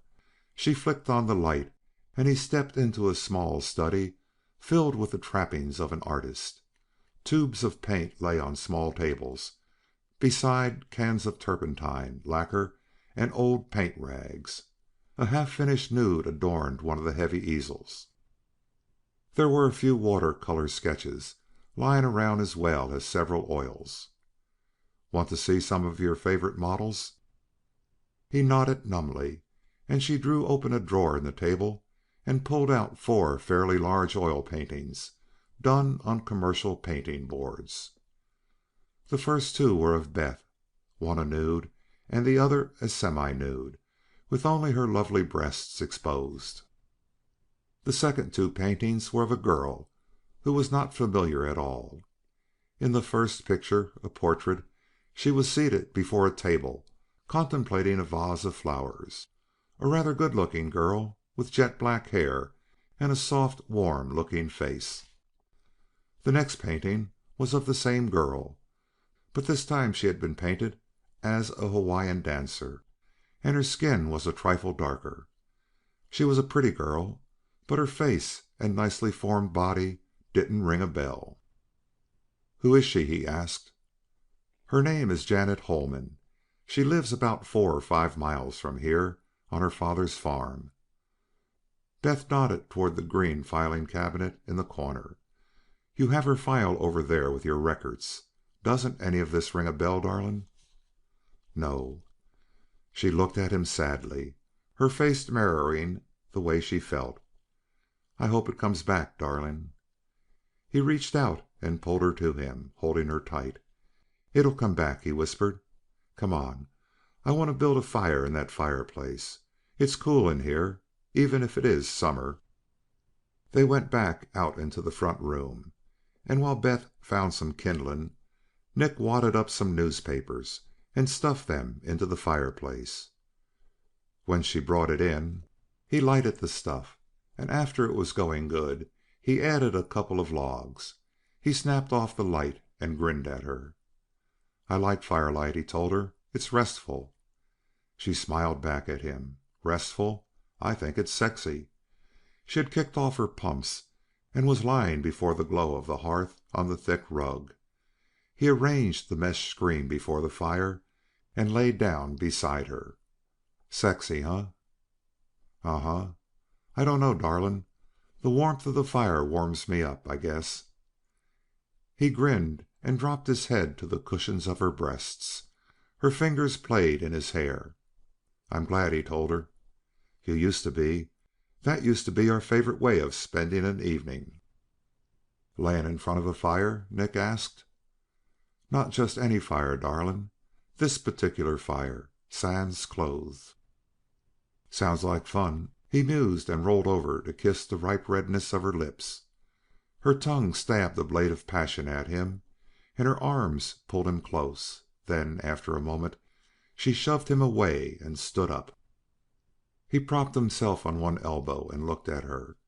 Her smile was impish as she unfastened the buttons of the white blouse and pulled it from the waistband of the navy blue skirt. Her fingers unhooked the snaps of the bra and dropped it to the floor beside the blouse. The firelight was golden against the swelling lift of her breasts and the flat expanse of her stomach. Nick felt the thundering beginning again to slam through his veins, with the holocaust of a napalm bomb exploding against the ground, as she unzipped the skirt and dropped it into a puddle on the thick rug.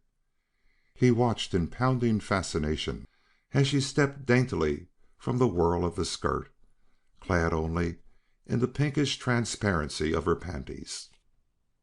Then they too were a thing of the past, and Beth was smiling down at him, passion spearing from her eyes. "Will I still do?" she asked. "Do what?" he croaked. "You know," she laughed at him, kneeling on the rug. "Will I still do as a model?"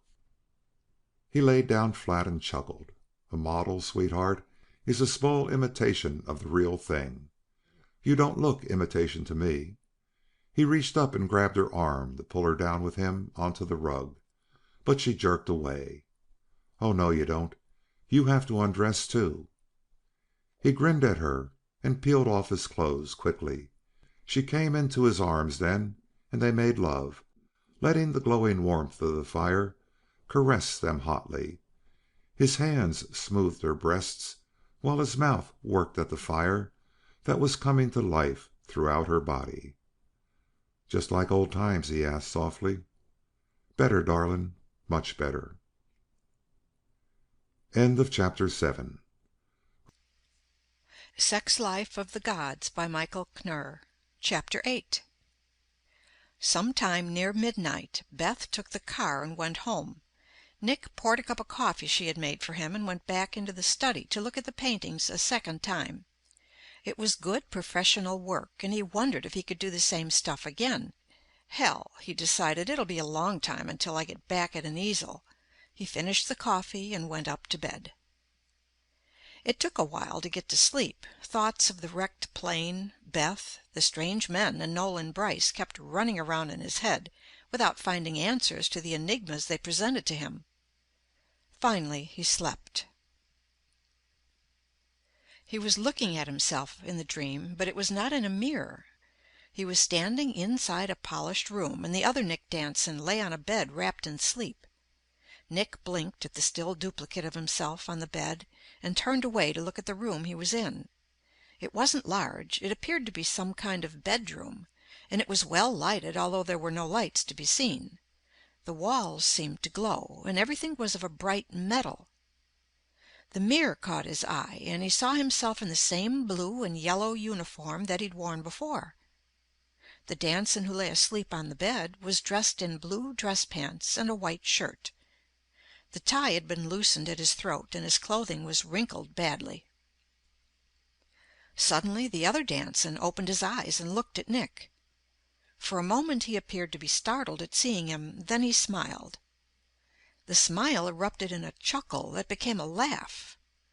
The other Danson's face grew large and full, roaring out laughter at Nick, until the whole scene changed from one of odd curiosity to one of absolute horror, the kind of weird horror that can come only from peals of loud, echoing laughter rolling through the caverns of the mind. Nick awoke, gasping, his fingers knotted in the sheets of the bed and a cold sweat beating out upon his face. His heart hammered in his chest like a drum, threatening to leap to his throat at any moment. He looked around anxiously for Beth, but the silence of the room reminded him that she had gone back to the city and her job. Dawn was breaking, and the dim light filtered through the unwashed windows. There was little point in trying to sleep now. Might as well get his clothes on and try to start unraveling a long thread of odd events. He pulled on his clothes slowly and slid his feet into his shoes, wondering where to begin the climb back to himself. It would be bad enough for an amnesia victim to regain all his memory if given an unlimited length of time. This way, with people closing in on all sides, the whole damned thing seemed impossible. He hooked the last button on his shirt, stuffed it into his pants, and headed for the kitchen. He warmed up last night's coffee, and it tasted like warm sulfuric acid, but it brought him around to full consciousness, even if his stomach did object to it. When he had finished the coffee, he found the library in the den and began reading a few of the titles. Often, he remembered, a lot could be told from a man by his reading habits. There were books by Bridgman, Zadenberg, and Loomis. Almost everything on the shelves pertained to art in some form or another, except for the last row. There were about 15 science fiction volumes, mostly collections of short stories, from Asimov to A. E. van Vogt. He had a fleeting idea to start reading the stuff in an effort to determine whether or not his strange dreams came from somewhere within the pages. Then he rejected it. It would take a hell of a long while to even skim through that mass of literature, and he didn't have the time. He shoved a copy of H. Beam Piper back onto the shelf and straightened. To hell with it. He had the whole house to search before he started fumbling through something as far out as science fiction. He started rummaging through the various rooms of the place with systematic carefulness, hoping. When he finished the search, it was noon. He knew a lot about the cabin, but damned little about himself. The cramped, dismal attic contained what was left of pictures, odd bits of furniture, and clothes, after the local field mice and porcupines had their annual convention up there.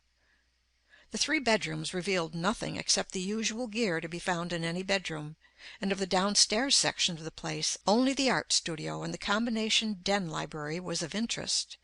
And even these places shed no light upon the ghost of the man that haunted him. The studio contained all the trappings of an artist, even though it was in rather battered-up shape, and the den was a wall-to-wall replica of what a woodsman might have owned. There were the books, the stuffed heads, and of course the guns. The rack on the far side of the room contained a table with bullet-loading equipment scattered around it, with cans of DuPont powder on the floor. Above it, in the gun rack, were the weapons, enough to hold off a small revolution. There were 2 handguns and 3 rifles and a shotgun. He looked them over. A Smith & Wesson .38, model 36, and a Ruger Blackhawk .44 Magnum that looked like the old Peacemaker model. One of the rifles was a Marlin saddle carbine, model .336, and the other was a Winchester African rifle with a .458 bore. The last gun on the rack was a Stevens .410 single-barrel shotgun. Nick grinned at the arsenal and took the .44 Magnum down from the rack to clean it. It wasn't in too bad of shape, even for as long as it had remained idle. Even the Western-style holster and gun belt contained enough oil to make them pliable.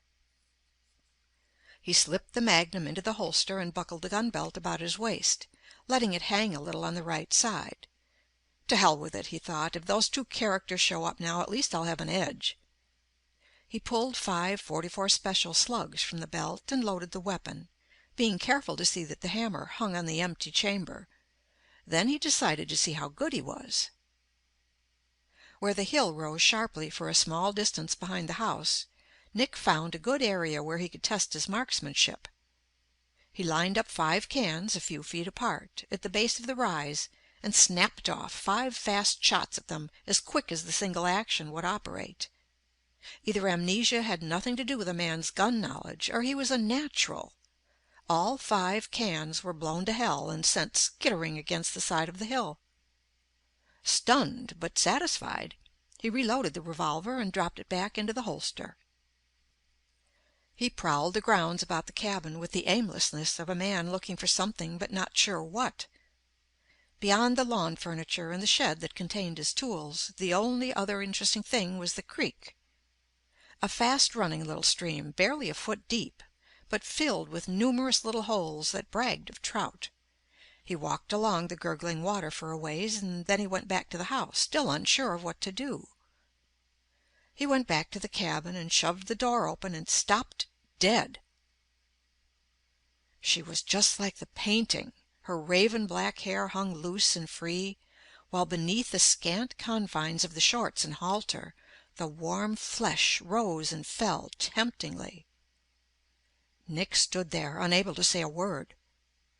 It was Janet, and the light in her eyes made him wonder what kind of a guy he'd been more than ever. She gave a little gasp of pure pleasure and flung herself into his arms, planting the ripe sweetness of her lips squarely on his. "Janet," he managed. But she had a strange hold on him. End of Chapter 8. Sex Life of the Gods by Michael Nur. Chapter 9. Russian? Bryce asked, looking at Sam Morgan. The dark-complected Fed pulled the mangled cigar from his mouth and pointed it toward the twisted wreckage. On the far side, Cartwell and Dixon were looking it over. "Why not?" Morgan asked. "It seems outlandish, somehow." Morgan grinned, his peg-like teeth flashing. "You small-town cops are good. I won't take that from you. But you look at everything from a local viewpoint. In our business, you broaden, you might say. Look at the facts, Nolan. The defense boys spotted the thing up north. Radar locked on it and gave it a speed of over 2,000 miles per. So it crashes, and we find no wings, no tail assembly. And I have the hunch that the damned thing ran on nuclear power." "Atomic?" Nolan whispered, amazed. While the federal cop talked about nuclear power and fantastic speeds, all Bryce could think of was the watch he'd found at the scene. How the hell could an artist learn to pilot a thing like that in a mere 13 months? And what the hell was behind it all? You mean atomic power? Morgan nodded. See that funnel-shaped gizmo over there with the round ball-like affair? He was pointing to what was probably the tail of the ship. At least it was not the section that had absorbed the smash into the ground. Nolan nodded. That's a nuclear reactor, Sam went on. Uncle Sam doesn't have anything in the air with that kind of power. I think we're testing a few engines, but nothing flying yet. Then it is Russian. That's my guess. No other country would build it. Oh, Great Britain could, but if it was one of theirs, they would have plastered the red and blue targets on it. Offhand, it looks to me like a glorified version of the old U-2 thing, only on their side. Bryce didn't answer. He stared at the wreckage as though it were some sort of demon, while a million thoughts burst in his brain. Nick Danson was in this? He flew it? Where did he get it? How did he get it? Was it Russian? Was Nick a Russian spy? He tried to cover the amazement on his face by lighting a cigarette. How come it didn't develop into a pint-sized Hiroshima if it has atomic power in it? Morgan grinned at him as though he was a kid. I said it was powered by atomic energy, not atomic bombs. There's a kind of difference in... Hey, Sam, come here. Both of the men turned to look across the twisted mass of wreckage to where Cartwell and Dixon were standing. The blonde Fed was holding up a piece of the wreckage, and his face glowed with excitement that he didn't try to cover. Come on, Nolan, Sam grinned. Let's go see what my buddy dug up. I'll bet it's a Russian manufacturer's trademark. They skirted the wreck and trotted up to where Cartwell stood with the piece of metal. Russian, huh? Asked Sam. Russian, hell, Cartwell snorted. It looks like a cross between Chinese and Arabic. Sam took the piece and looked at it, the cigar clamped belligerently in his jaws. After a tense moment, he grunted noncommittally and passed the thing to Nolan Bryce. He knew nothing of Russian, Chinese, or Arabic, but he knew what Chinese characters looked like. The imprinted marks on the metal bore a certain resemblance to the Chinese language, but yet were not the same. It consisted of strange marks that were like nothing Bryce had ever seen before. There are similar markings on the control panel, Dixon said into the silence. Crap, Sam Morgan snorted. I say Russian. How about you, partner? Cartwell furrowed his blond brows. I think I'd rather let an expert look this piece over before I make any kind of guess as to where that wreck flew from. He turned to Nolan. Where can we find an expert, Bryce? Everett College would be the only place I know of. Okay, we'll give them a try. Where's Lieutenant Peters? Morgan jerked a thumb over his shoulder toward the other side of the clearing. Over there, he said, dressing down one of his weekend warriors. Sam, how about going over and remind him to keep any characters off the site? I have a horror of having the newsboys scoop us on this. Sam nodded and took off to talk with the army. Dixon looked at Cartwell. Anything for me? He asked.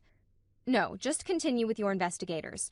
You can make the arrangements about having this thing hauled down to Everett, but check with me before you do, okay? Dixon nodded. Come on, Bryce, Cartwell said. Let's get Morgan and find out what the college professors can tell us about this screwy thing. They wrapped the piece of metal in Cartwell's jacket, and the three of them headed through the forest toward the road in the valley. Professor Nichols was a wisp of a man who peered at them through small, bright eyes nearly hidden in fleshy folds. Although his body was about the shortest Bryce had ever seen on a man, the brain beneath his crop of white hair had made him a giant. A linguist all his life, Professor Nichols spoke a dozen languages fluently, in addition to reading and writing them. Bryce knew him by reputation and grinned at him as he came into the empty dean's office. Gentlemen, he favored them with a smile. I'm Nichols. Dr. Ben Tolles said you wanted to speak with me. Bryce introduced himself and the federal men, and after a round of handshaking, Cartwell handed the chunk of metal to the professor. We'd like to know about the writing, Professor, Sam put in. Nichols examined the etching on the metal for some time before he looked up. His small eyes searched their faces in turn, then he smiled thinly, as though witnessing a very bad gag. Are you gentlemen playing some sort of joke? He asked. The government doesn't pay us to play jokes, Cartwell informed him cryptically. Do you know the language? Professor Nichols shook his head. I know every spoken language in the world, and I know many of the dead languages at least by sight. I don't know this one." "You're serious?" The old man nodded. "This must be some sort of jest on me. There is no language on earth, dead or alive, that matches this." "We aren't joking, Professor," Nolan said seriously. "Then, my friend, someone must be playing a joke on you. No linguist can identify this language. I'll stake my reputation on that. Where did you get this?" Cartwell smiled. "I'm sorry, Professor, but we cannot disclose that information. We'll also have to ask you to forget about it. Government business, you know." "Yes, of course. Is there anything else? I have a class in 3 minutes." "No, that's all. Thank you, Professor Nichols." "You're welcome. Good day, gentlemen."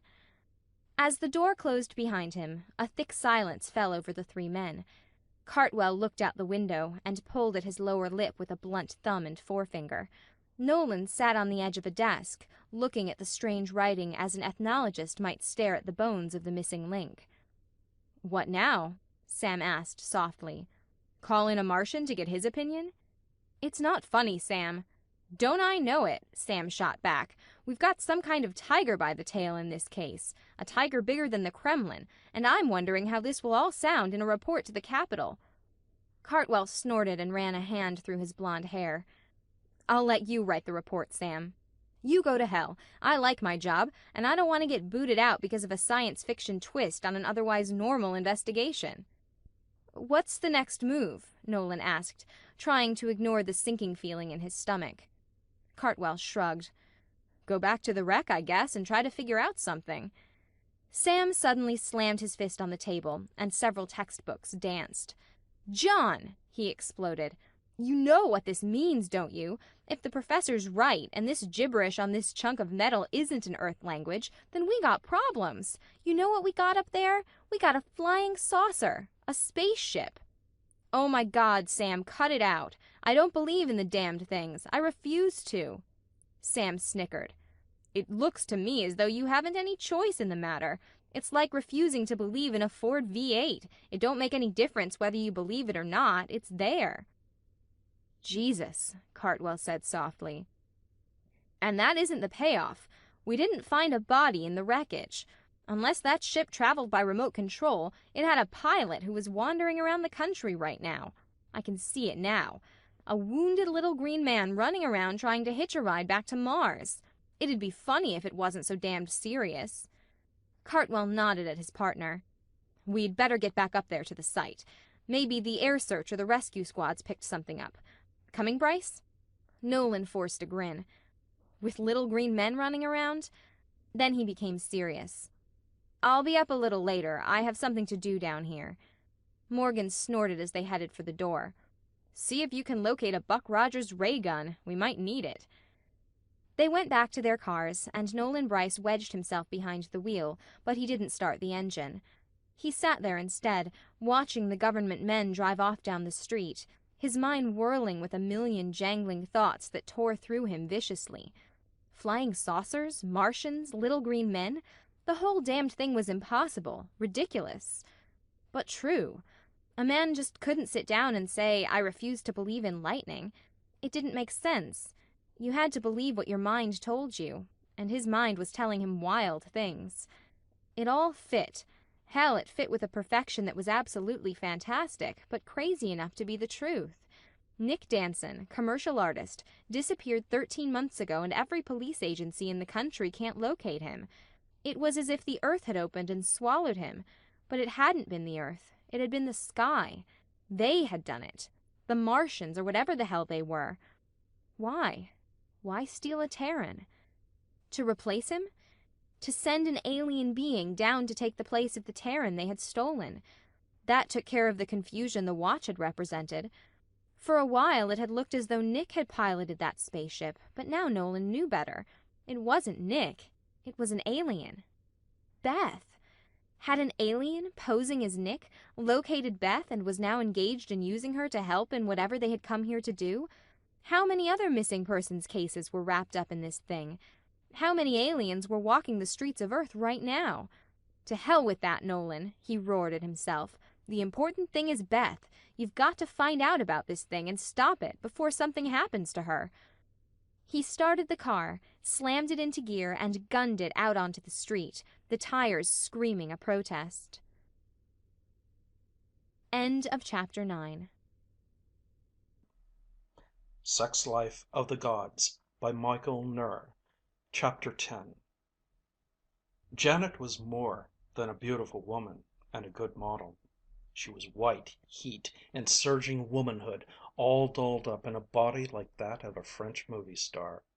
She was as wanton as a Polynesian dancer and as demanding as a nympho. Lying there beside her relaxed nakedness, Nick Danson felt like another man, a tired one.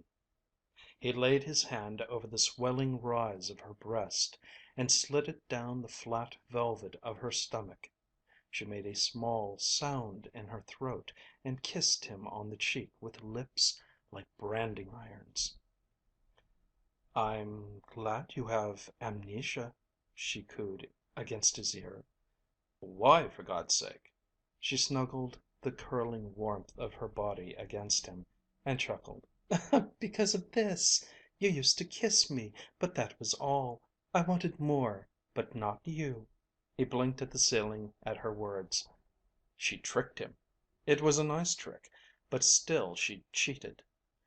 All the time he'd figured that she was some sort of mistress or something. Obviously, that's what she had wanted, but in his other life he'd never given her a tumble. It was funny, in a way. "You mean we never?" "Nope," she chuckled again. "Aren't I a rat?" "Vixen is more like it." "That's a good word. I like it. Janet Vixen. How would you like to kiss Janet Vixen, Nick Danson?" "Suppose I get another knock on the head," he suggested, "and I lose the memory of all this too. Then what?" "I won't embarrass you in front of company. Come on, kiss me again, stranger." He rolled over and kissed her again, and, tired or not, he could feel the desire surging through him again. Her small hands moved over the muscles of his shoulders, digging into his flesh, her teeth nibbling at his neck. Janet was one of those odd women who can't seem to take a darn thing serious, no matter what the risks were involved. To her, making wild love was a hell of a lot of fun, and that was that. He had the hunch that if he tried to get serious with her, marriage serious, she'd bounce him fast. But hell, it was impossible to think of things like that with her. Besides, he was having too much fun. If, he thought later, you can call it fun when you're so weak you can't move. "I have to go, lover," she said finally. "Beth might come up, and I think she would be apt to get a little put out if she caught us in bed." "That's putting it mildly," he grinned. "Besides, I have to start trying to find out about myself." "Do me a favor and don't." She pecked him lightly on the lips. "I like the new Nick Danson a hell of a lot better. Come on, snap my bra." They climbed out of bed, and he helped her into her shorts and halter. She kissed him lightly again, said, "Good bye, lover," and bounced out into the hall, leaving him standing there, naked, in the bedroom. What a world, he thought for the 100th time, and began to gather his clothes. When he started to put his pants on, his wallet dropped from the hip pocket and flopped open on the floor. He picked it up, his eyes absently noticing the card that was exposed in the clear plastic window. It was a selective service registration certificate, and someone had written "small scar on right forearm" under the column for general markings. Absently he glanced at his right forearm. Then his eyes widened in shock. There was no scar. A man cannot lose a scar, he told himself. He checked the card again. It was his, made out to Nicholas Howard Danson, but the scar was missing. He searched his arm, and it wasn't there. The full realization of the whole thing struck him suddenly like a punch in the mouth. He was not Nicholas Howard Danson. Who was he? What the hell was going on? Had he killed the real Danson because they were obvious look-alikes and stolen the guy's ID? Why? Was he escaping from some kind of crime? Was he a criminal? And what did the strange dreams have to do with it? Numbly, he climbed into the rest of his clothes and made damn sure the .44 Magnum was loaded when he strapped it on. His hands shook uncontrollably and he felt trapped. It would only be a matter of time before those people at the wreck figured out the whole story and came howling after him. He had to get out. The screech of car brakes startled him and he leaped to the window. A police car was in the lane and a single plainclothes cop was getting out. It could only be Nolan. He watched as Bryce pulled his police positive from the speed rig and headed toward the house. Then Nick hauled out his Magnum and slammed it into the window. Bryce dived behind a bush as the Magnum threw a .44 slug that barely missed the cop.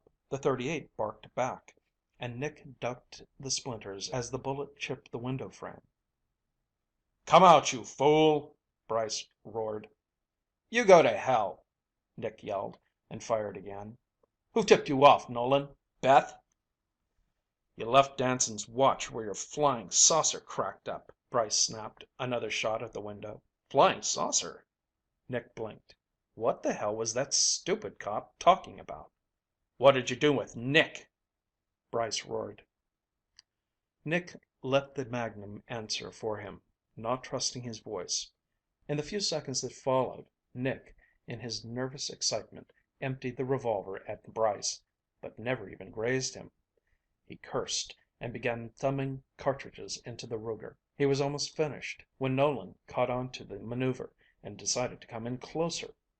He stood up and began sprinting toward the house. Nick had just yanked the hammer of the gun back to fire as Bryce came into the open, but he never made it. Suddenly, in the middle of the yard, Detective Lieutenant Nolan Bryce disappeared into thin air.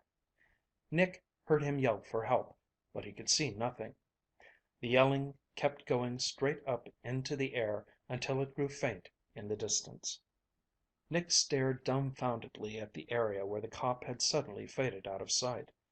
What the hell was going on in this screwy place? Then he heard the shout below him and he twisted to stare at the borders of the small creek. It was the two men from Andy Hocum's gas station, the blond giant and the sandy-haired guy. Panicky, Nick snapped off a shot and the blond dived for cover. "The dumb bastard is shooting!" the blond yelled to his companion, several yards away. "Let's get the hell out of here before he hits something." He got a brief glimpse of them as they took off through the brush and snapped a shot at them to hurry them along, just as Beth's car rocked up the rutty road and braked beside the police car. She leapt out, yelling for him, and he went down the stairs to meet her, the gun still in his hand.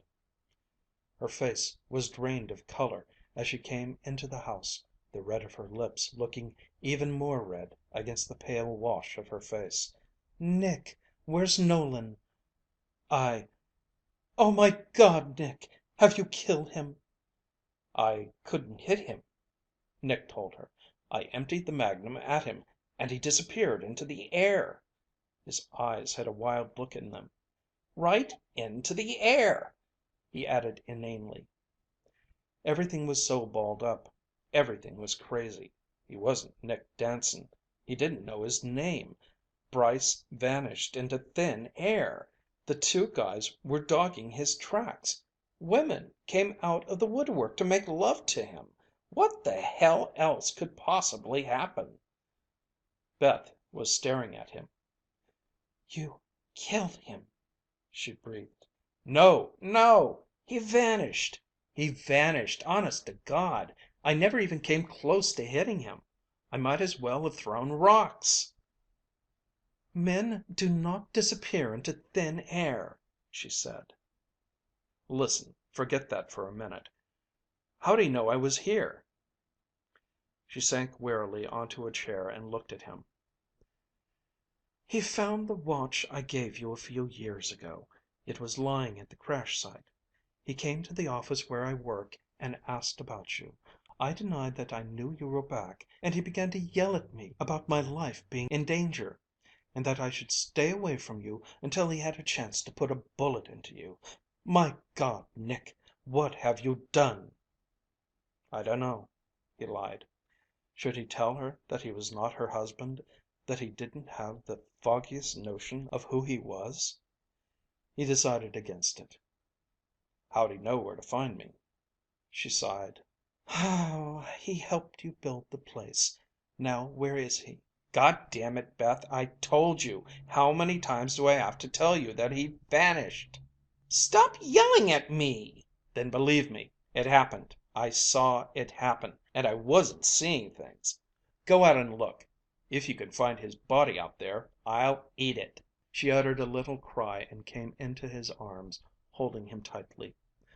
"Oh, darling, I want to believe you. I want very much to believe you. But men can't vanish."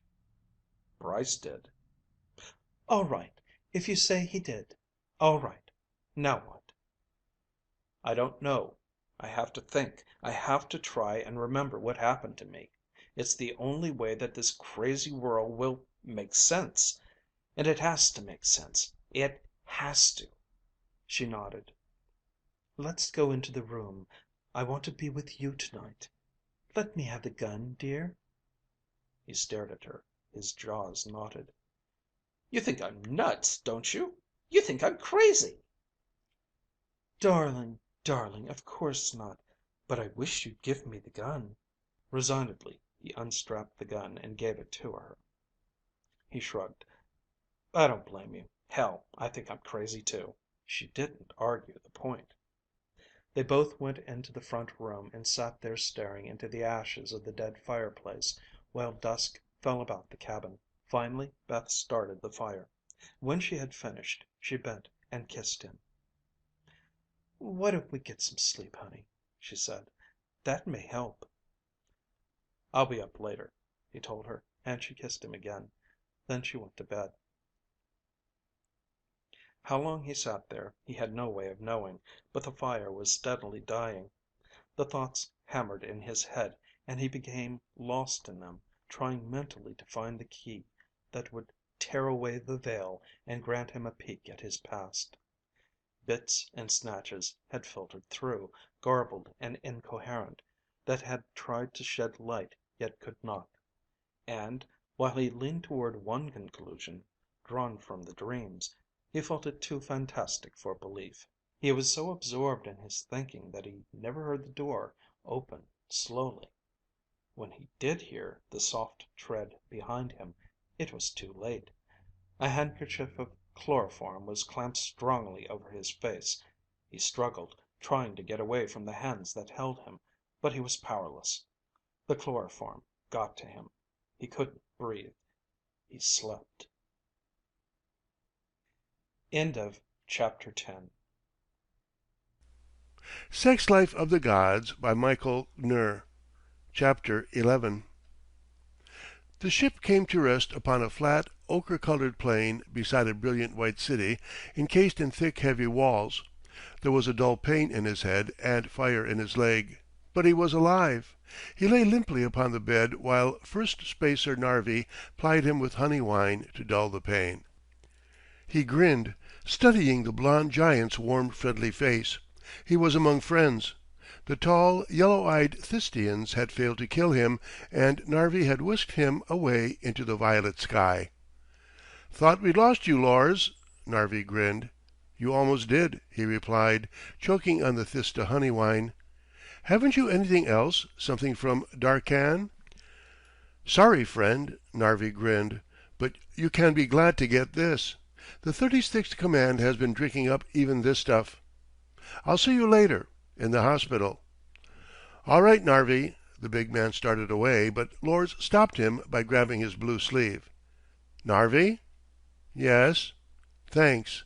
Thanks a lot." First Spacer Narvi punched him playfully on the arm and left the compartment. The medical men came in then, hooking the anti-gravity capsules to the bed and setting them into motion. The cot-like stretcher lifted, and the men towed him out to the freight elevator. As they stowed him into the ambulance, he could see Narvi's staff car skimming toward the commandant's building to make out his report.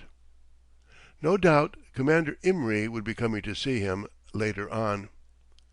Nick groaned. Another dream that was beginning to clear things up a little. "He's coming around." The words were not English, but Nick understood them. The big blonde cursed softly. "Speak English, Thesa. Someone might hear you." "There hasn't been any more around this farm in months," Thesa replied, lapsing into English. "But if you're getting particular, don't call me Thesa." Nick opened his eyes and blinked at them. It was the two watchdogs, the blonde and his sandy-haired friend. The giant was grinning at him. "Hello," he beamed. "Remember me?" "No. Who in hell are you?" Nick struggled to get out of the chair he'd been dumped in, but was pushed back firmly. "When you didn't report, we went out to find you. The old guy at the gas station covered up for you, so we had to watch Beth's house. Used all kinds of tricks. Lors, why in the blue heaven didn't you make contact?" "You're Narvi!" Nick stared with wide eyes. "You're the man in the dream." "Dream? Say, what's wrong with you, Lors? You refuse to report. You take pot shots at us. That crash was a bad thing. Don't tell me your head—" "Narvi," Thesa put in quickly. "The crash. He was lucky to get out of it alive. Maybe he can't remember what went on. That right, Lors?" Nick stared at them, and foggy pictures swung vaguely into his mind. Galaxies of stars whirled about, silver ships streaking in the sky and tiny points of light whipping across ochre deserts. Men in blue uniforms drilling beneath a violet sky in the heat of a solar wafer splotched above them. It was real. The fears he had had, the crazy alternative that the dreams presented to him, it was all real. "It wasn't a dream," Nick muttered, shaking his head like a punch-drunk fighter. "I really am First Spacer Lors. And I know you. I know you." "Take it easy, boy," Narvi said softly. "You've had a bad time. I might have known you couldn't report to us. Thesa, get some water. He looks as though he's going to pass out." "I'm all right. I'm all right." He looked at Narvi, and the memories, at least a few of them, came fluttering into place. The temporary amnesia slipped aside, and the veil began to rise. "You're sure you're all right, Lors?" "Yes, Narvi. Things are beginning to make sense. Tell me about what I'm doing here." Narvi cursed angrily. "Commander Imry, the stupid thistlebug. It's all his fault. All this fouled up thing is his doing. It would have been bad enough even without your ship crashing. That just added to it. Luckily, Imry has been ordered back. Someone back home heard of his idiotic plan, and the government is yelling for his hide." "What plan? I can't—" Thesa came in with a glass of water and handed it to Lors, who sipped at it slowly while the big blonde explained things to him. While Narvi talked, it all began to come into sharp focus in his mind. "After you and I finished campaigning on Darkan and Thista, we applied for assignment in this galaxy. They wanted to split us up at first," Narvi grinned. "But we got mad, so they left us together, and we were shipped here under old Commander Imry. After a couple of years, Terran time, studying on Mars, we became agents on this planet. I got an easy one here with Thesa, but Imry had bigger plans for you. Damn him!" "But why are we spying on these people, Narvi? For war?" "I hope not. The Terrans are getting close to space travel, and you know what that would do to our colonies in this galaxy. They're entering a primitive atomic civilization, and they're like little children playing with weapons. Oh, they're serious enough, but they're so damned careless they're likely to ruin the planet in atomic wars." "Sounds like the ancient history of our own planet," Lors said softly. The memories were coming in faster now. "True. And you know what happened to us. Damn near lost the whole planet. Anyhow, you know the other planets in this galaxy? Well, since Terra has a life form like ours, we could use this place as a link in the supply chain. That is our main purpose. Trade. But these people have a strange attitude. Why, if we would land the ship now, they'd rip us to shreds before you knew it. These people fear what you don't understand, and anything they can't understand, they kill. So right now we're sending agents, or spies, down here with instructions to probe about. They're coming along rather well. Getting out of the trees, you might say. But we'll have to keep an eye on them for a while yet." Lors finished the water. "But what has this got to do with Commander Imry and me?" "Apparently I was to take the place of Nick Danson, but why?" "That was Imry. You see, many times our agents are handicapped by the very lives they lead. In order to learn about people, one has to live with them. When our agents do this, they have to get jobs and settle down in one area. Imry picked Danson because he's a footloose artist who paints illustrations for magazines. All he had to do was snatch Danson, work a little plastic surgery on you, and put you in Nick Danson's place. You then would not be confined and could roam all over the planet without being questioned." "That's crazy," Lors told him. "I couldn't take Danson's place for the rest of my life. He was gambling on a hell of a lot." Narvi grinned. "You're a good spacer, Lors. You follow orders even when they're dictated by a madman. When you left the ship you were Danson. You were processed so beautifully that no one could tell the difference. When you cracked up, a blow on the head, or something, must have created a temporary amnesia, and you thought you were Danson. We certainly had a time locating you. Anyhow, you're to go back to the ship as soon as you can. The new commander wants to talk with you." Narvi grinned slyly.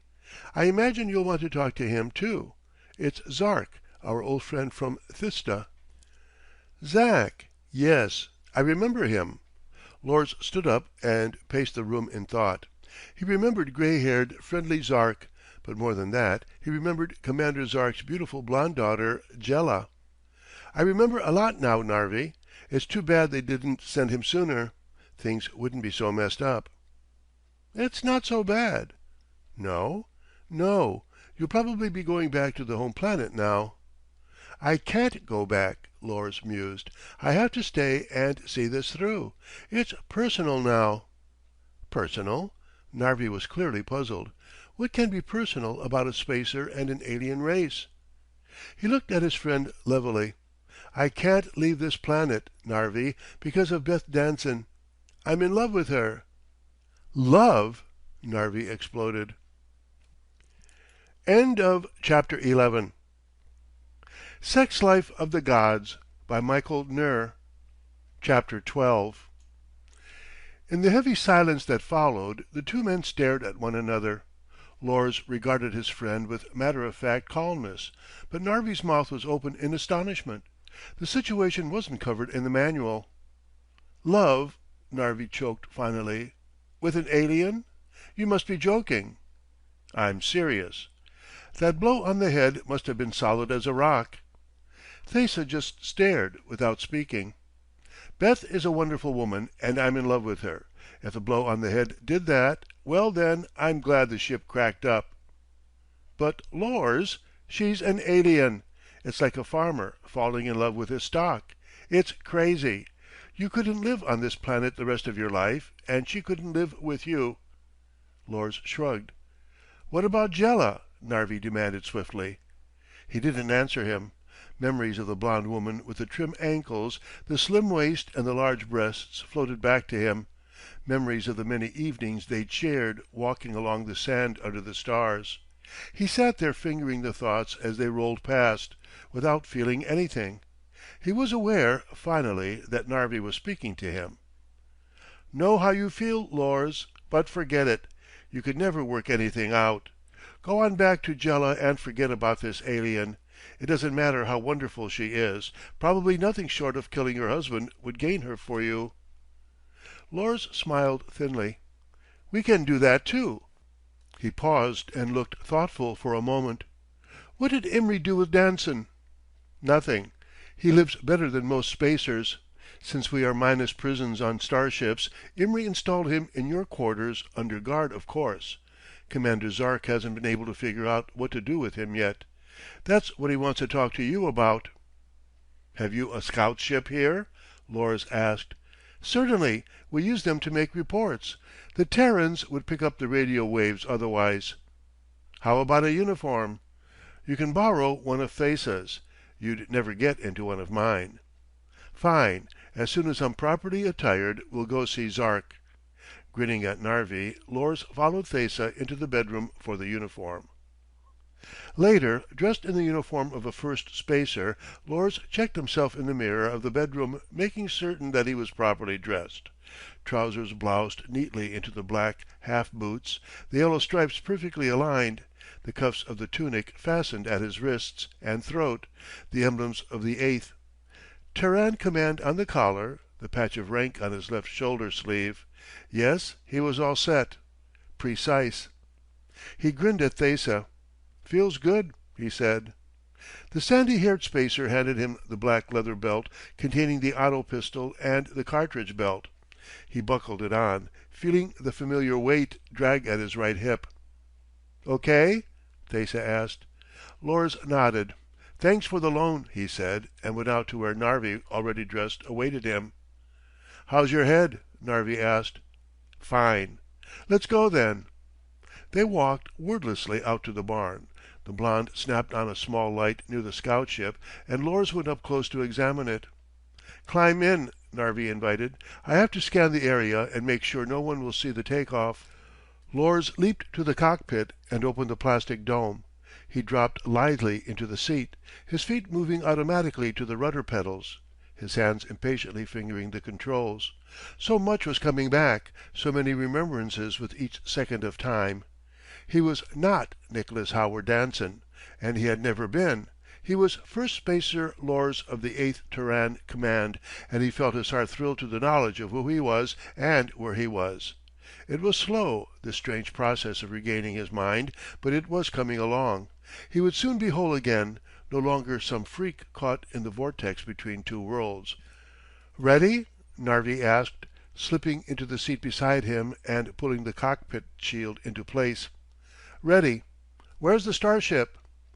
"Bearing 204.5, off planet. We'll be there in no time." The barn door swung open as Narvi started the scout ship, and they moved out into the night, hovering a foot off the barn floor until they were outside. Narvi conned the ship, working the vertic control expertly, and the little craft whistled upward at a gentle speed. The radar screen before them disclosed no aircraft in the area. Narvi grinned at Lors and shoved the speed control forward, working the elevators with his other hand, and the scout ship streaked into the night sky. Home. Lors watched the screen, saw the oblong shape of the mother ship blurp into view, and called out its position to his friend. At once Narvi altered the course, whipping the scout ship onto a collision bearing. When they were close enough, they used their signal and heard it answered. The ship slipped in easily as the port opened in the starship's side. Narvi guided the craft in with tender hands and settled it gently on the floor. A positioner hooked a line to the ship and pulled it quickly into the repair bins. A light winked in the wall. The area was again pressurized. They climbed out and dropped to the floor as a crew of repair men went to work on the ship. Narvi slapped Lors on the arm. "I'm going below for a drink. Join me?" Lors shook his head. "No, thanks. I might be down a bit later, but right now I'd best talk to the commander." "Right. Just don't tell him that you're thinking of jilting his only daughter for an alien, or he'll turn 4 different shades of purple." Lors grinned and watched the big blonde stride away to the elevator that would take him down to the bar on the first level. Then he walked off in the opposite direction, heading toward the forward end of the ship where he would find his future father-in-law, Commander Zark. Spacers in the gleaming halls saluted him in the traditional manner, a hand clasped to the hip that held their holstered auto pistol, and it was a good feeling. He had almost forgotten. The commander's guards stopped him outside the door, but when he explained who he was and what he wanted, they nodded in unison. One of them pressed a button which opened the door to the vestibule outside the commander's office. Lors stepped inside and the door hummed shut behind him. The vestibule was little more than a box-like room containing a small visi screen. He pressed the small black button at the base of the dark screen and kept his finger on it while the lines waved. "First Spacer Lors to see the commander," he said, as the rotund face of his future father-in-law waved and blurred into focus. Come in, Lors! Come in!" Zark's voice was a bellow of pleasure. The heavy door swung open, and Lors stepped into the room to click his heels and slap his right hand against the black holster before the commander's desk. "First Spacer Lors reporting, sir," he said, as Zark got up from the chair and came toward him. "Lors! Lors, my son! How are you?" They grabbed each other by the shoulders and laughed like children. Lors, despite his love for Beth Danson and the trouble that was undoubtedly coming up, was happy as a Terran child at Christmas to see the older man. "Lors, let me look at you. It's been eons since Thista. Jealous fair dying to get her hands on you again." He winked at Lors. "And I imagine you are, too." "She's here?" A ray of panic touched him and he hoped that it didn't show. "Not that I know of. Unless a ship came in. The last I heard, she was waiting for a ship to take her off the base on Mars. She swears she'll get you this time, or she's going back home to find an old mush shell gatherer." Lors laughed with Zark, who released him to pull a flask of wine from his desk. As he poured 2 tumblers of the milk white wine, he winked at the young spacer. "From the home planet," he grinned. "Mallow wine. I'll wager you haven't tasted it in a long time." "Not since Thista," Lors assured him, accepting the tumbler. He held up the glass for a toast. "To you, sir, and your daughter. May she be saved from marrying a mush shell gatherer." Commander Zark chuckled and they drank, the soft mellow taste of the wine lingering fondly in their mouths long after the drink had found its way into their stomachs.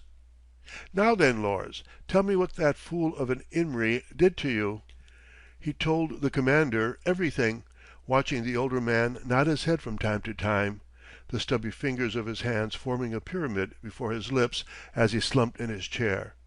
Lors left nothing out, except his love for Beth Danson. He couldn't bring himself to tell about that. When he had finished, Commander Zark's eyes were hot with angry indignation.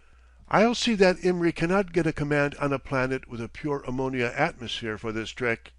I'll see him tortured by Thistians." The old man stopped his tirade as quickly as he had begun it. "You know what this means, Lors?" "I'm afraid to guess."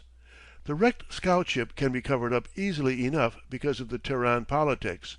They always arrange it so that one branch of government has no idea of what the other branches are doing. We'll have some of our men in Washington mumble in their beards about experimental aircraft until everyone is taken from the scene except our people. Then we'll have the ship taken somewhere, ostensibly to be studied, and they'll all forget it. But these Terrans are another matter. If they can get their people to listen to them, we're in trouble." "Perhaps," Lors said softly, "if they were believed, it would speed up our relations with the Terran governments." Zark shook his gray head. "No, they aren't ready yet. They're still in such a fluctuating state that half the population believes in witchcraft and superstition, while the other half understands science and looks toward the future. Besides, Lors, others have tried those same tactics and were not believed. To tell the truth, I'm not quite sure what to do." "We could continue the bluff." The commander's brows lifted. "You mean you continue as our agent down there?" "Yes, sir. The way it worked out, with the crash, it merely supported the story I was to tell Danson's wife. I really did have temporary amnesia. No one knows anything except about the ship. Bryce found Danson's watch at the crash site, but we could work a little mental trick on him and make him forget everything he knows. Couldn't we?" "It would be risky. You never know if that process will work until it is tried. As much as I hate the thought, it would be best to kill both of them and send you back to the Terran woman. After we had tried to bluff out Imry's plan for a month or so, we could arrange an accident for you in which it would appear that you were dead, perhaps utilizing the real Danson for the accident. Does the woman suspect anything?" "I don't think so," Lors told him. "She seems too happy in having me back, at the moment." Zark smiled at him and clamped a hand to his shoulder. "You're tired, my boy. Get some rest, and we'll talk about this thing later. You can use First Spacer Thesa's quarters. Danson is in yours." "And Bryce?" "Unconscious, in the hospital. The shock of what took place down there has him recalling every old wives' tale about witches that he has ever heard. "All right, sir," Lors said, smiling. "I'll get to my quarters then. Thank you." "I'll send Jela to you if she comes in." "Thank you," Lors said, but felt shaken at the thought. End of chapter 12. Sex Life of the Gods by Michael Nur. Chapter 13. Outside in the corridor, Lors nodded to the guards and began walking toward Thesa's quarters. In his mind, now that he again had a whole mind, was the feeling of being trapped, the feeling of being caught in a mesh-like web that was about to strangle him. Perhaps they could patch things up on Terra, but the two Terrans would have to die, or at least one, merely to gain him another month or two with Beth. Was it worth it? In the long run, was it practical? Perhaps he didn't really love the Terran woman. Maybe it was just infatuation, or gratitude, or even the result of long abstinence. If that was the case, it would be brutal for them to kill the one man who could make her happy. Then, on the other hand, suppose his love was genuine.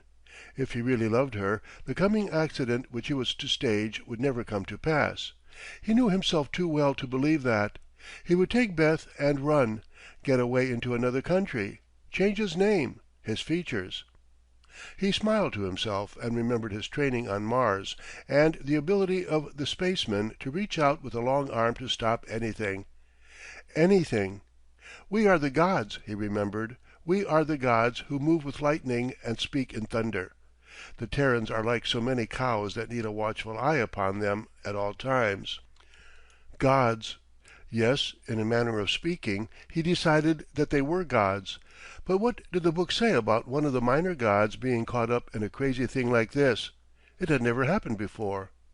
Without actually realizing it, he found himself standing at the door to his own quarters. A single guard, armed with an auto rifle, stopped him when he approached the door. "I'm sorry, sir," the spacer said. "You cannot enter here." Danson was on the other side, he knew.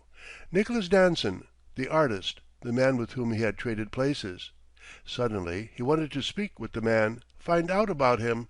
All at once Danson was not just another Terran, he was a man with feelings, emotion. "I'm First Spacer Lors," he heard his voice rumble with authority. "I'd like to speak with the Terran."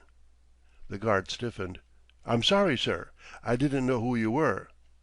"You will open the door, Spacer?" "Yes, sir. But you'd best leave your side arm with me." Lors nodded and pulled his auto pistol from the black leather holster and handed it to the guard, who stuffed it into his belt. He reached back and unlocked the door. As it swung open, Lors stepped inside. The room was not large. It couldn't be very big on a starship, but it was serviceable. There was a dresser and locker for uniforms, as well as a visi-screen, a couch, and a small bed. The Terran was lying on the bed, reading. Lors smiled at him. They could have been twins of the same mother, were it not for the fact that Terran's disposition was different. He hadn't shaved in a few days, and his black hair was tangled. Even the fatigue uniform he wore was rumpled badly. "Hello, Danson," Lors said, in English, and to his acute surprise, the Terran answered in Lors's tongue. "This mortal bids welcome to the great god Lors," Danson said, with a faint smirk. "You speak my language?" Lors asked, puzzled. "Why not? You speak mine." "When they checked my brain, they found that I had a rather high I.Q. Besides, I've read all your reading material and decided that you have lousy taste, so I decided to learn the language and try to make conversation with my watchdogs." "You are comfortable?" Danson nodded. "Wonderful. First rate. Now that I know the language, I'm going to get a deck of cards and teach my jailers how to play draw poker. Then I'm going to win this starship and take it to Washington for analysis." "I didn't come here to jest." Danson lit a cigarette and smiled thinly. "Why did you come here?" "To see you. Are you well taken care of?" "Certainly. They've hooked up my pine-sized TV set so that I can look at the earth. I've been to the lunar base. Terrific real estate. A rock pile. Elaborate, but still a rock pile. I eat very well. I sleep occasionally, except that I cannot get used to the total darkness. And I have minor grievances, like I want to get the hell out of here." He stood up suddenly and glared at Lors. "Am I happy? Am I content? Hell, yes. I'm so goddamn content I'm going stir-crazy from it. I'm sick of the whole damned mess, First Spacer Lors. Plain downright sick and—" "Take it easy, Danson." "Shut up! Shut your damned mouth, because I'm not finished. Tell me, God, have you ever been confined to a pint-sized prison? You ever had your brain picked clean by a flock of intellectual buzzards? You ever sat in a room with the walls closing in on you, listening to a couple of blue-uniformed knotheads stand outside your door, talking a babble of language that sounded like Chinese, and not be able to speak to them? Not be able to take a piss because you don't know how to find the toilet and don't know how to ask where it is? Well, I have, and I'm up to my ears with this whole bit. I lie here every night and dream about taking this so-called starship and ramming it up your ass, plate by plate." Danson broke off suddenly, unable to continue his wild tirade. He sat there on the edge of the bunk, his face a livid white, with a cigarette dangling from his lips. His left eye closed against the bite of the smoke, and his jaws knotted as he stared at the wall. "All finished?" Lors demanded quietly. Danson grunted. Yeah, Ace, I'm all finished. In a way, I'm sorry, but it felt good. I've wanted to get all that off my chest for a long time." "I can see your position, Danson," Lors told him. "I know what you've been through, but I can't do anything about it. I follow orders." Danson grinned. "Who are you trying to kid, pal? You got Commander Zark's daughter eating out of the palm of your hand. Hell, I'll bet you pull more strings around this ship than a puppeteer." "I've underestimated you, Danson," Lors told him in a soft voice. "You have an interesting mind. Quite a grasp." Danson snorted again. "You guys aren't the sharpest people in the world. I will give you a bit of advice for free. You better either return me to Earth or kill me. In another 13 months I'll figure out a way to blow this hulk into a million pieces." "I doubt that," Lors mused. "Go ahead and doubt it, but you better keep the powder magazine under double guard. And while you're at it, you better have the boys be careful of what they say around me, since I know the lingo." "How many spacers have you talked to?" Lors asked. "How many of them know how intelligent you are?" Danson shrugged.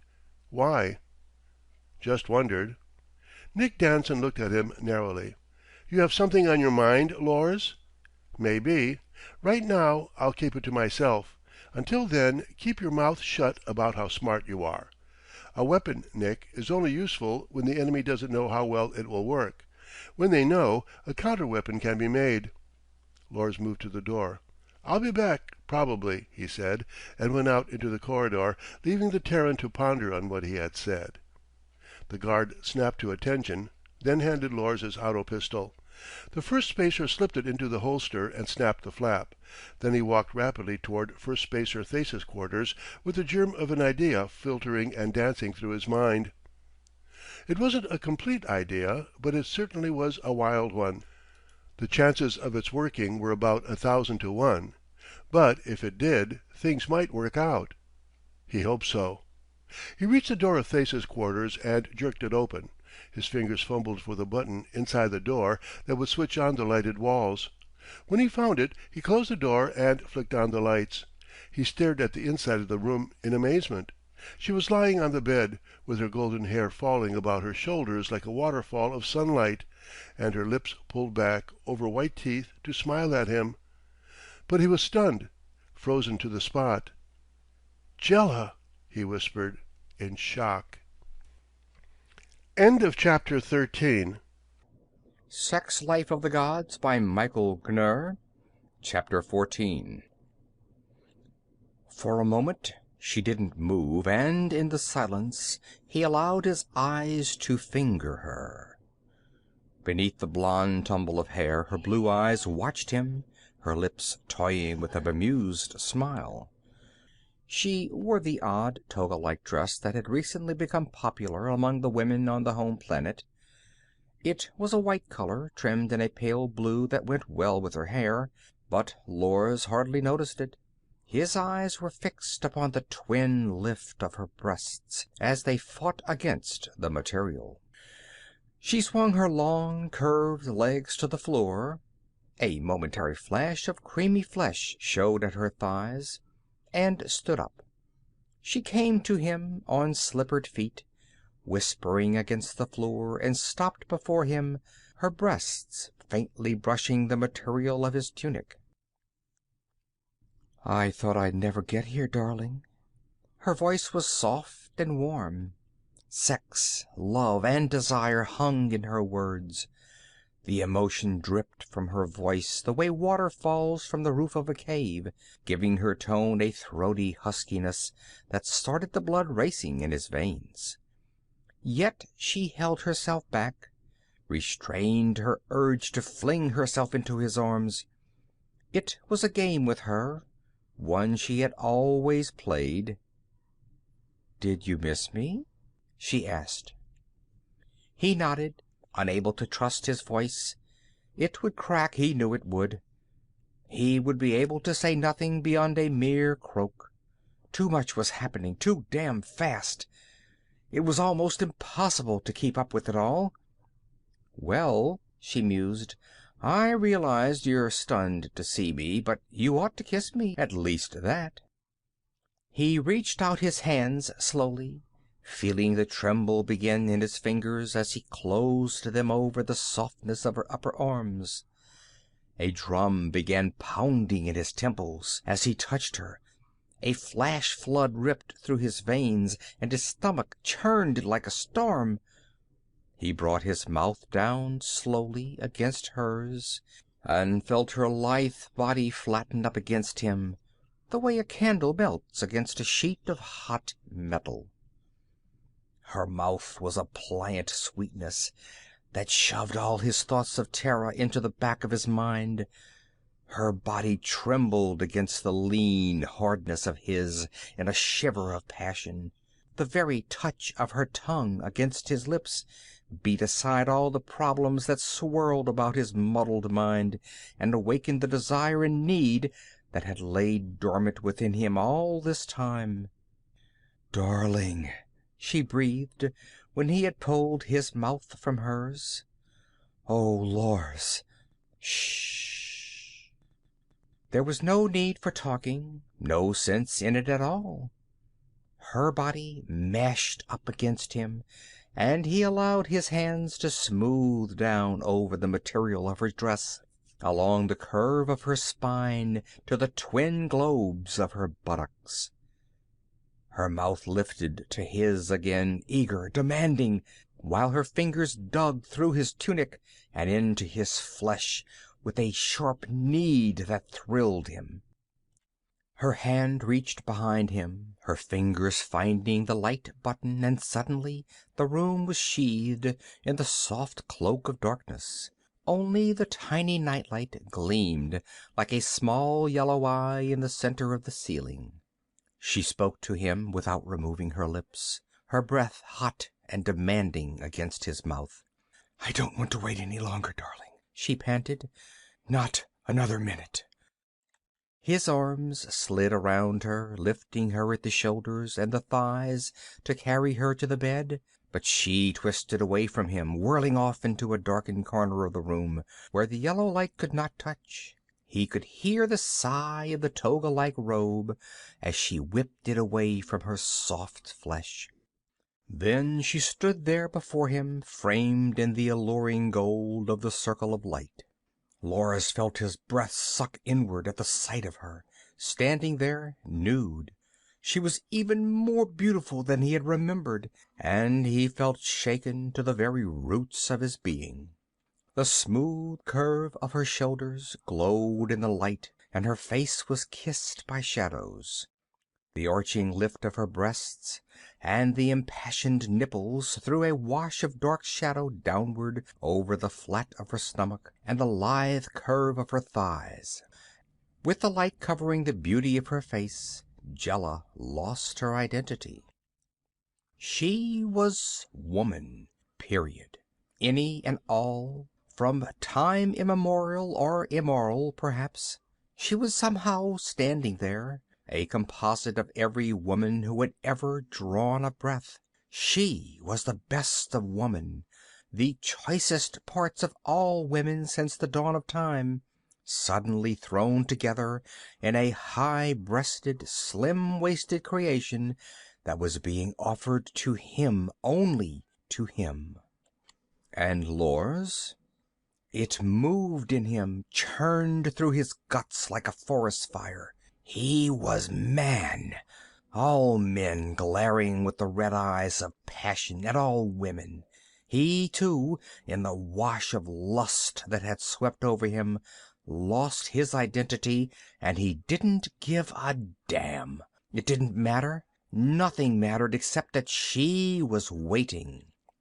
His fingers ripped away his clothing, and he was at her side in no time at all, his arms sliding about the pliant warmth of her flesh, to clasp her to him, to take her, to love her with a fever that was equal to the challenge she presented. She made a small sound, and he hushed it with his mouth, planting his lips roughly against hers while he lowered her to the bed. He hurt her, but she didn't try to get away. It was the kind of hurt she had waited for, that they both had yearned for all the long months that had kept them apart. His hands closed over hers, smoothing the tender flesh and feeling the life beneath his palm. She moaned, tearing the sound from the very depths of her, as his hands smoothed the satiny texture of her thighs, his fingers working against her flesh. He felt the nails of her hands digging into his shoulders, but he paid no attention to it. Nothing mattered now, nothing except the warmth of their love and the expenditure of the raging passions that threatened to engulf them both. They laid there for a long time, basking in the heat of their love, and he knew. Finally he knew that it all would not work. There could be nothing between him and the Terran woman. It was impossible. She could not live in his worlds, nor could he live in hers. Jela was his world, and the past was merely an emotional thing, a moth and the flame. Yet somehow he did love Beth. Somehow her and her life was important to him. Her happiness was something that he had to assure, had to guarantee for her. He had to work out a plan that would solve everything and return the whole business to a state of normalcy. It would be difficult, if not impossible, and he knew that Zark would never listen to him, never allow him to carry it out. But he had to do it. There would be all kinds of risks, and if he failed in the thing, he might have to pay with his life. If he managed to accomplish it, he would get nothing as a reward except perhaps the hand of the commander's daughter. That wasn't such a bad reward, though. He kissed her, and the fires began to burn again. End of chapter 14. Sex Life of the Gods by Michael Knurr. Chapter 15. Lors finished dressing himself, buckling the black belt about his waist. Then he looked down at the still form of Zark's daughter, Jela, golden in the light of the overhead bulb. She slept like a baby. He blew a kiss to her and let his breath out in a rush. "If everything goes right," he whispered, "I'll be back here before you know I'm gone. If not—" He let it hang there and checked the loads in the auto pistol. Then he went out into the bright light of the corridor. The guard merely accepted his auto pistol when he stopped at the door to Danson's prison. Lors gave it to him, and the spacer opened the door. Nick Danson rubbed the beard on his face and grinned at him. Forget something, First Spacer?" he asked. When the door closed, Lors said, "Shut up." Danson blinked. "Sit down." Danson sat. "How badly do you want to get off this ship, Danson?" "How badly do you want to make commander?" Danson countered and lit a cigarette. "You willing to risk your life?" "Why not? It isn't worth a hell of a lot anyhow." Lors reached into Danson's shirt pocket, found the pack of cigarettes, and filched one. Nick touched a match to it, and Lors dragged the smoke into his lungs. He could see the Terran regarding him suspiciously. What's the play, First Spacer? Danson asked. You're dead, Nick, Lors said softly, if you stay on this ship. That can be either literally or figuratively speaking. I don't know. It all depends on Zark's plan for you. Nick snorted. Hell, Lors, it can't be any worse than whatever Emery has cooked up for me. It'll be better. That I can assure you. Zark is a just man, but he hasn't much feeling for Terrans. Yeah, I know. The God theory. Lors nodded. Well, look, First Spacer, Danson said, snubbing out his cigarette. Your concerns for my welfare touches me deeply, but I don't get it. How come? Lors grinned.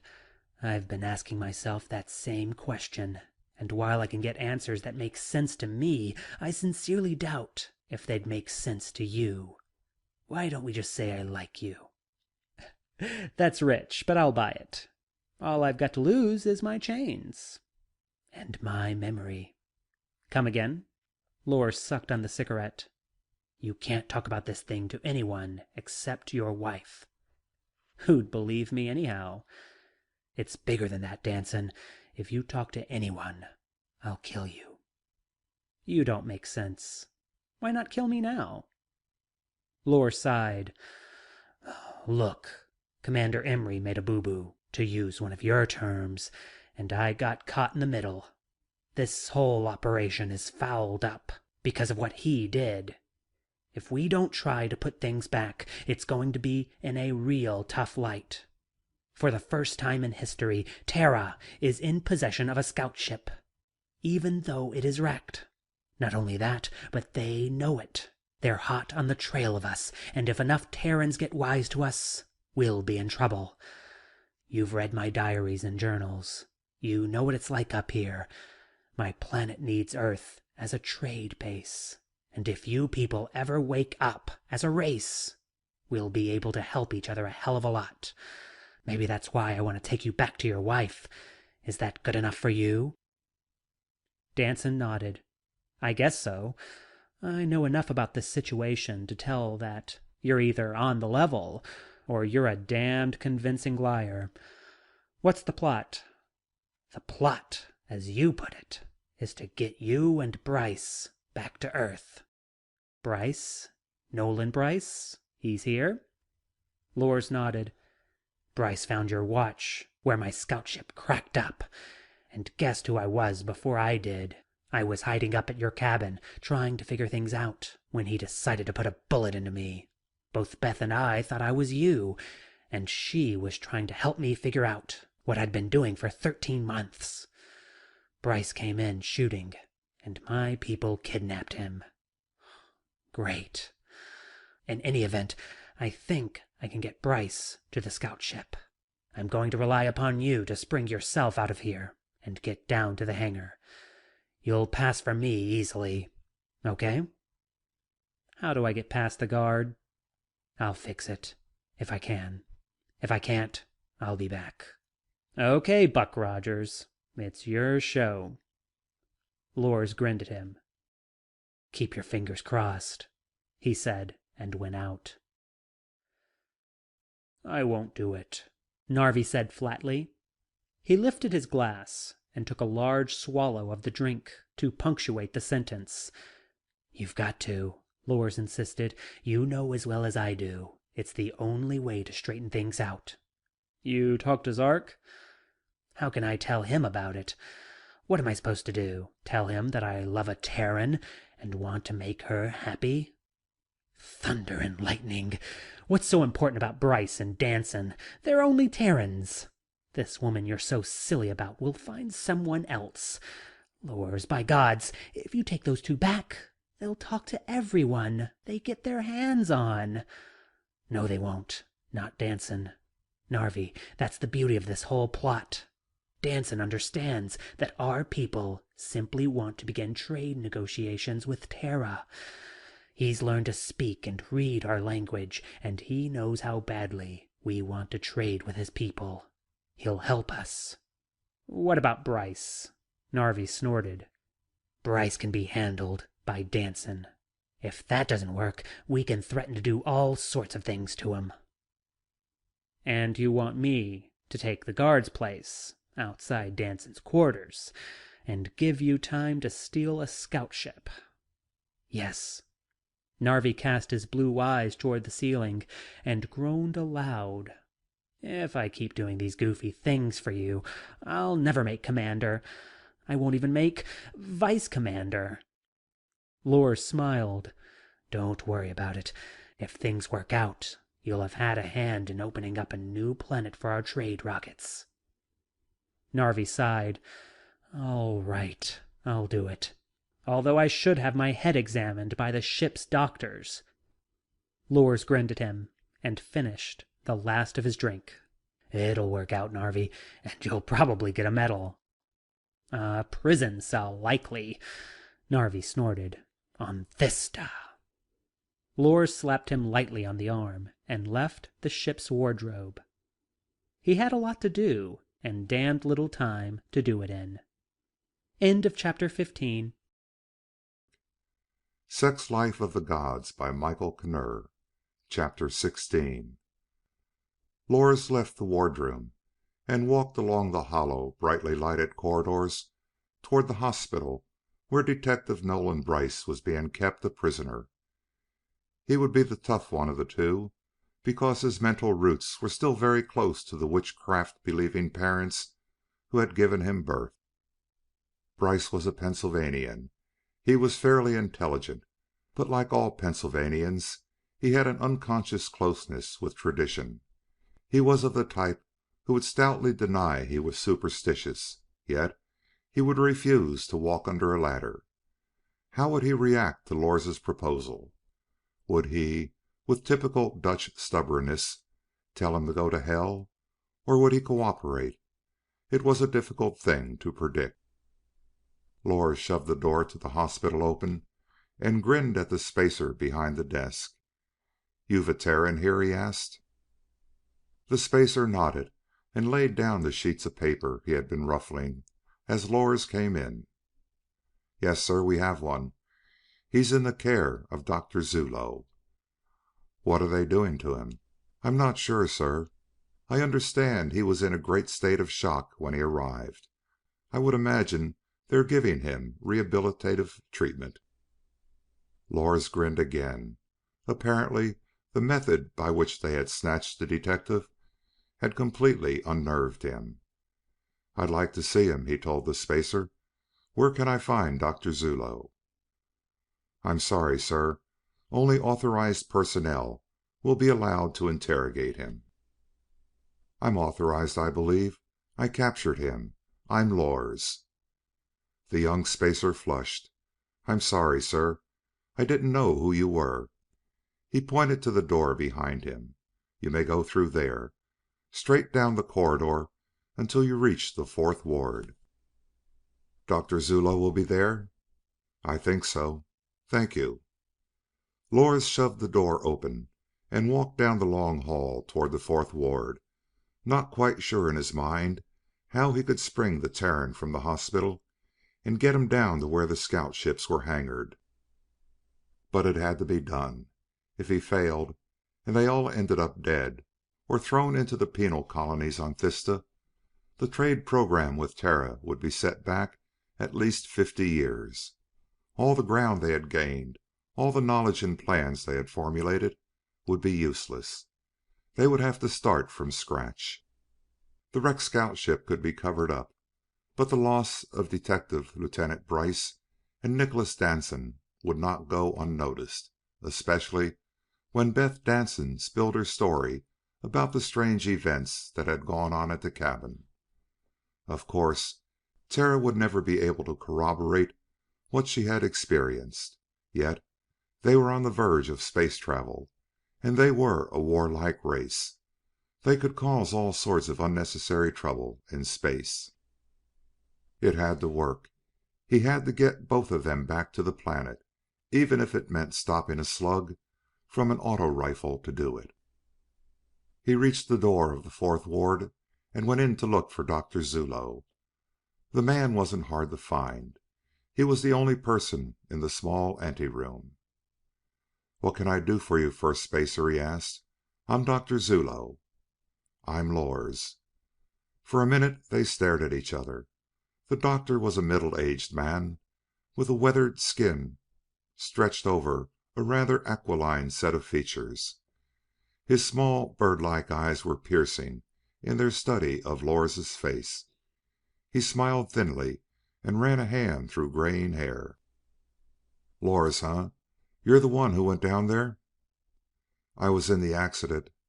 In a sense, I suppose I'm to blame for having brought Brice up here." "You know him?" Dr. Zullo's eyes narrowed visibly. "Yes, at least I think I know him better than you people do." "Then perhaps you can help us with him. When he arrived here he was in a state of acute shock in which he was almost violent. He kept screaming about witchcraft and all sorts of Terran nonsense. We gave him as much treatment as we could, under the circumstances, and he stopped acting like a wild man." "How is he now?" "Numb. He's sitting on his bed in a special room and staring at the wall." "He isn't out of his mind, is he?" "I don't think so, but he has had a tremendous strain and shock. It'll take a while. He isn't of the same structure as the other one." Lors sighed wearily. "I'll see what I can do with him. Commander Zark has plans for him."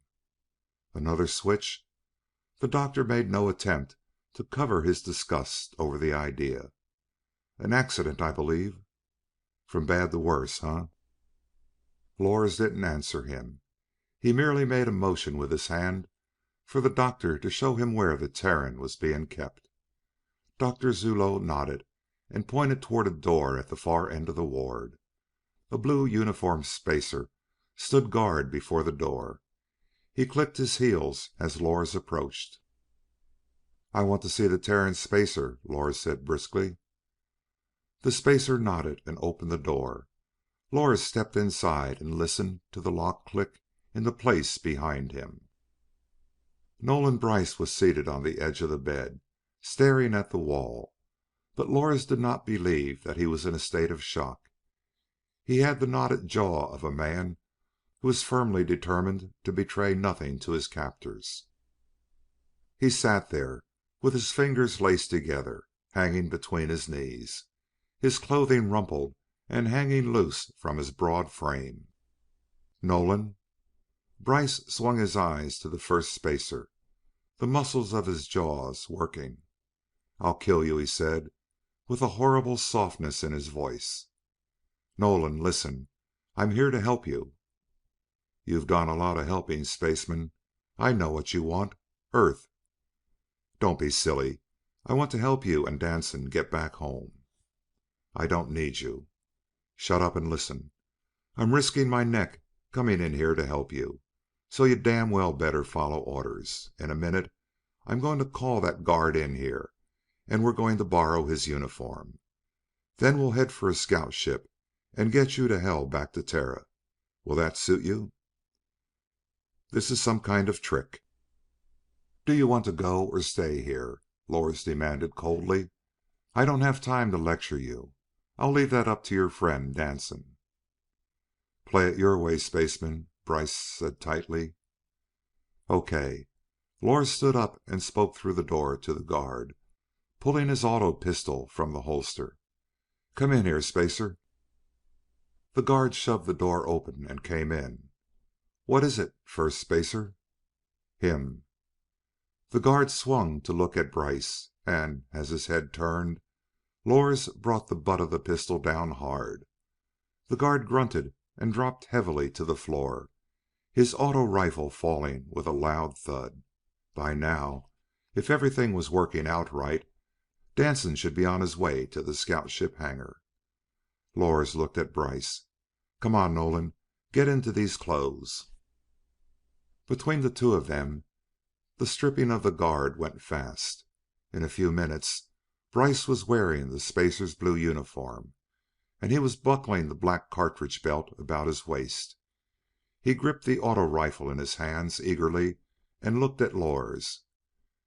"Hand me his helmet," he said.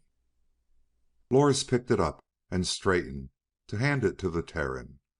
Lors saw the punch coming, but surprise prevented him from making any move in his defense. Nolan Brice's fist smashed into the side of his face with stunning shock, and he flew backwards onto the bed. "Thanks," he heard Brice snarl. Lors rolled off the bed and onto the floor, the force of the punch making his head reel. He heard the door to the room close, and the sound of Brice's running feet outside as he staggered to his feet. "You damned fool," he thought. "You can't get off this ship alone." He started running after the Terran, drawing his pistol as he ran. End of chapter 16. Sex Life of the Gods by Michael Knurr. Chapter 17. Lors dashed down the hallway into the main corridor, passing the limp body of the doctor and the young spacer who had been on duty at the desk. Apparently, Brice had come into the place fast, swinging the auto rifle like it was a club. Both of the men were unconscious, but there was no blood in sight. "Crazy fool," Lors said aloud, and slammed the door as he dashed into the corridor. Brice was running blindly. "Brice, stop!" Lors fired the auto pistol over the fleeing man's head. Brice stopped and whirled, dropping to one knee to bring up the rifle he carried. He snapped off a fast burst, and Lors dived across the polished corridor to hug the wall. He landed, rolling, his pistol zeroed on the Terran, but he couldn't bring himself to shoot. Nolan Brice, however, had no scruples about shooting at Lors. He fired continually, cursing as the bullets missed. Beyond the Terran, Lors could see 4 other spacers running down the hall toward Brice. One of them fired. Brice whirled, spotted them, and brought up his rifle. The gunfire in the emptiness of the hall sounded like a machine gun being fired in a cave.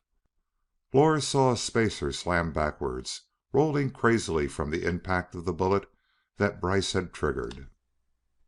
The Terran was hunched over in a crouch, like an old gunfighter, shooting from the hip. Suddenly he jerked to his feet, spun crazily in 2 directions at once, and fell flopping to the floor. The auto rifle clattered as he let it fall. Lors came slowly to his feet and shoved his gun back into its holster. Then he walked over to where Brice was staring at the ceiling through unseeing eyes. It was a damned shame, but he had brought it on himself. One of the spacers looked at him. "Are you all right, sir?" Lors nodded. "Is he a spacer?" one of them asked, looking at the uniform. "An escaped Terran," Lors said. Then he remembered that Danson was probably down at the hangar. "Don't jettison this body until I give you the orders. Put it in quick freeze." "Yes, sir," the spacer said. But Lors was already on his way down the corridor.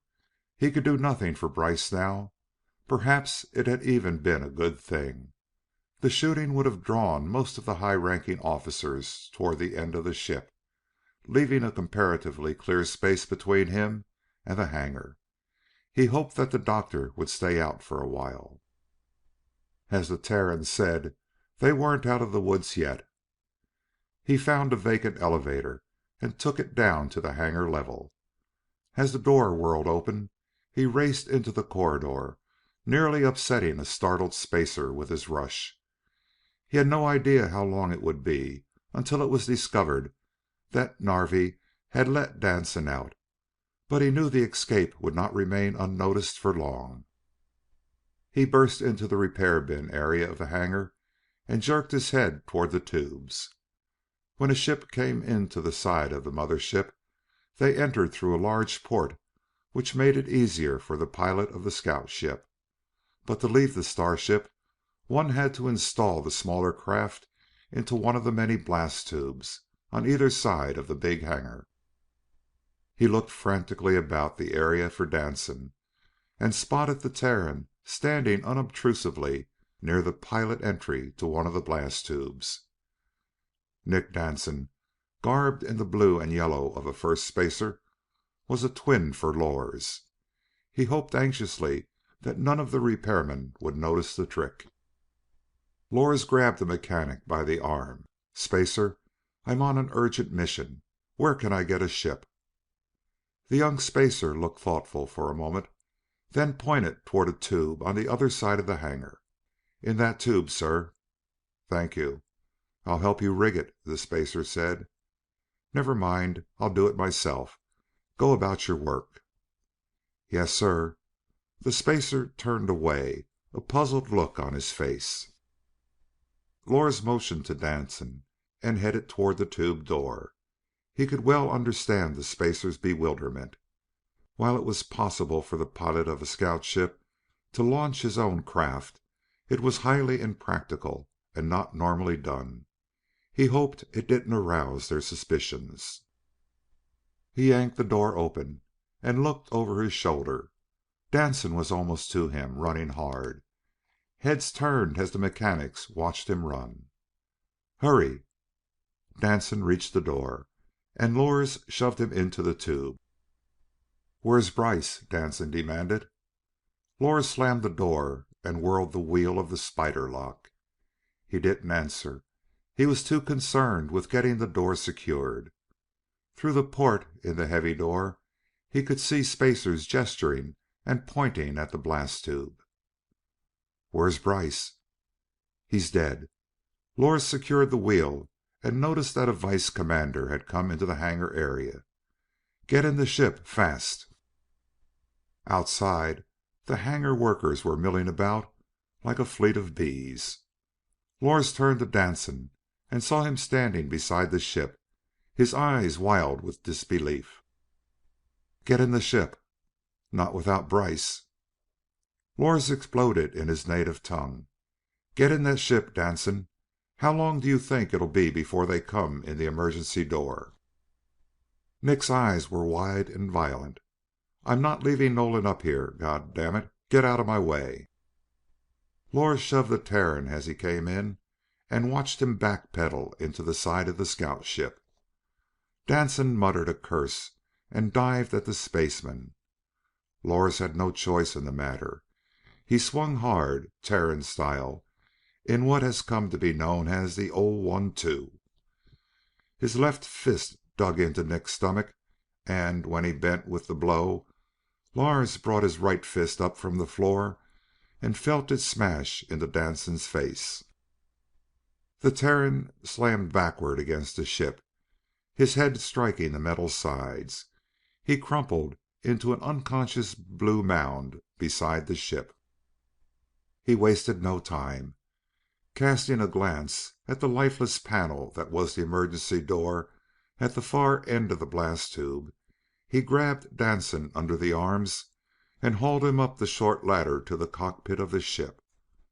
If they came through that emergency door, he was finished. He could not push the button in the wall that would open the huge port in the side of the starship. They would die if he did.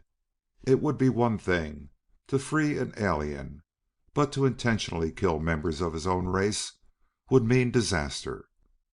30 seconds after he pushed the wall button would open the port at the end of the tube and send the void of space rushing into the chamber. Anyone who did not have adequate pressurization would be a fond memory. He stuffed Danson's body into the cockpit seat and buckled the strap about him. Lors left the cockpit canopy open and leaped to the floor of the tube. "How long do I have? A minute? 2? Keep them outside," he pleaded, and dived for the button. "Lors!" The shout echoed hollowly in the tube. He glanced toward the door and saw 3 mechanics inside the tube. Thunder and lightning. 1 second after he had slammed the button and all the doors would have locked automatically and the port would have opened. Panicked by the sight of them, he whipped out his pistol and fired. In the tube, the weapon sounded like a firecracker going off in a steel drum. The unarmed mechanic stopped dead, whirled, and ducked back through the door. In another 4 seconds the armed guards would show up. Lors shoved the weapon back into the holster and slammed his hand against the button. It would lock them out now. He had his 30 seconds now. He dived for the ship, dropped into the cockpit, and slammed the canopy forward, twisting the lock into place. His fingers moved over the controls, and the engine whined into life as the port opened before him. He was on his way. He revved the engines impatiently as the big door rolled away and the stars burned in at him. Then he shoved the speed control forward, and the scout ship surged out into the blackness of space. His feet kicked at the pedals, and his hands worked the stick. The scout ship rolled over and streaked toward the lighted ball of the earth. He turned his head, looking over his shoulder at the mother ship.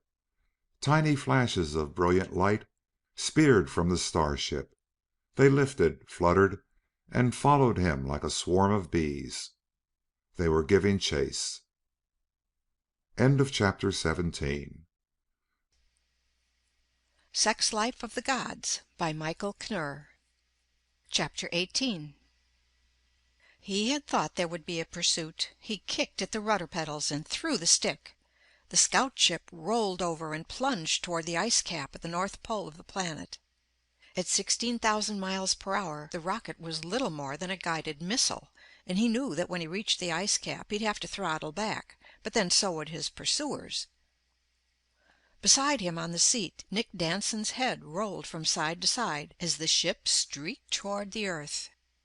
The 4 scout ships were fanned out behind him and trying to close, yet he was holding them at bay with a mere 16,500 miles per hour. He wished frantically that he could have figured out a way to stymie the chase, but starships were not built to be sabotaged.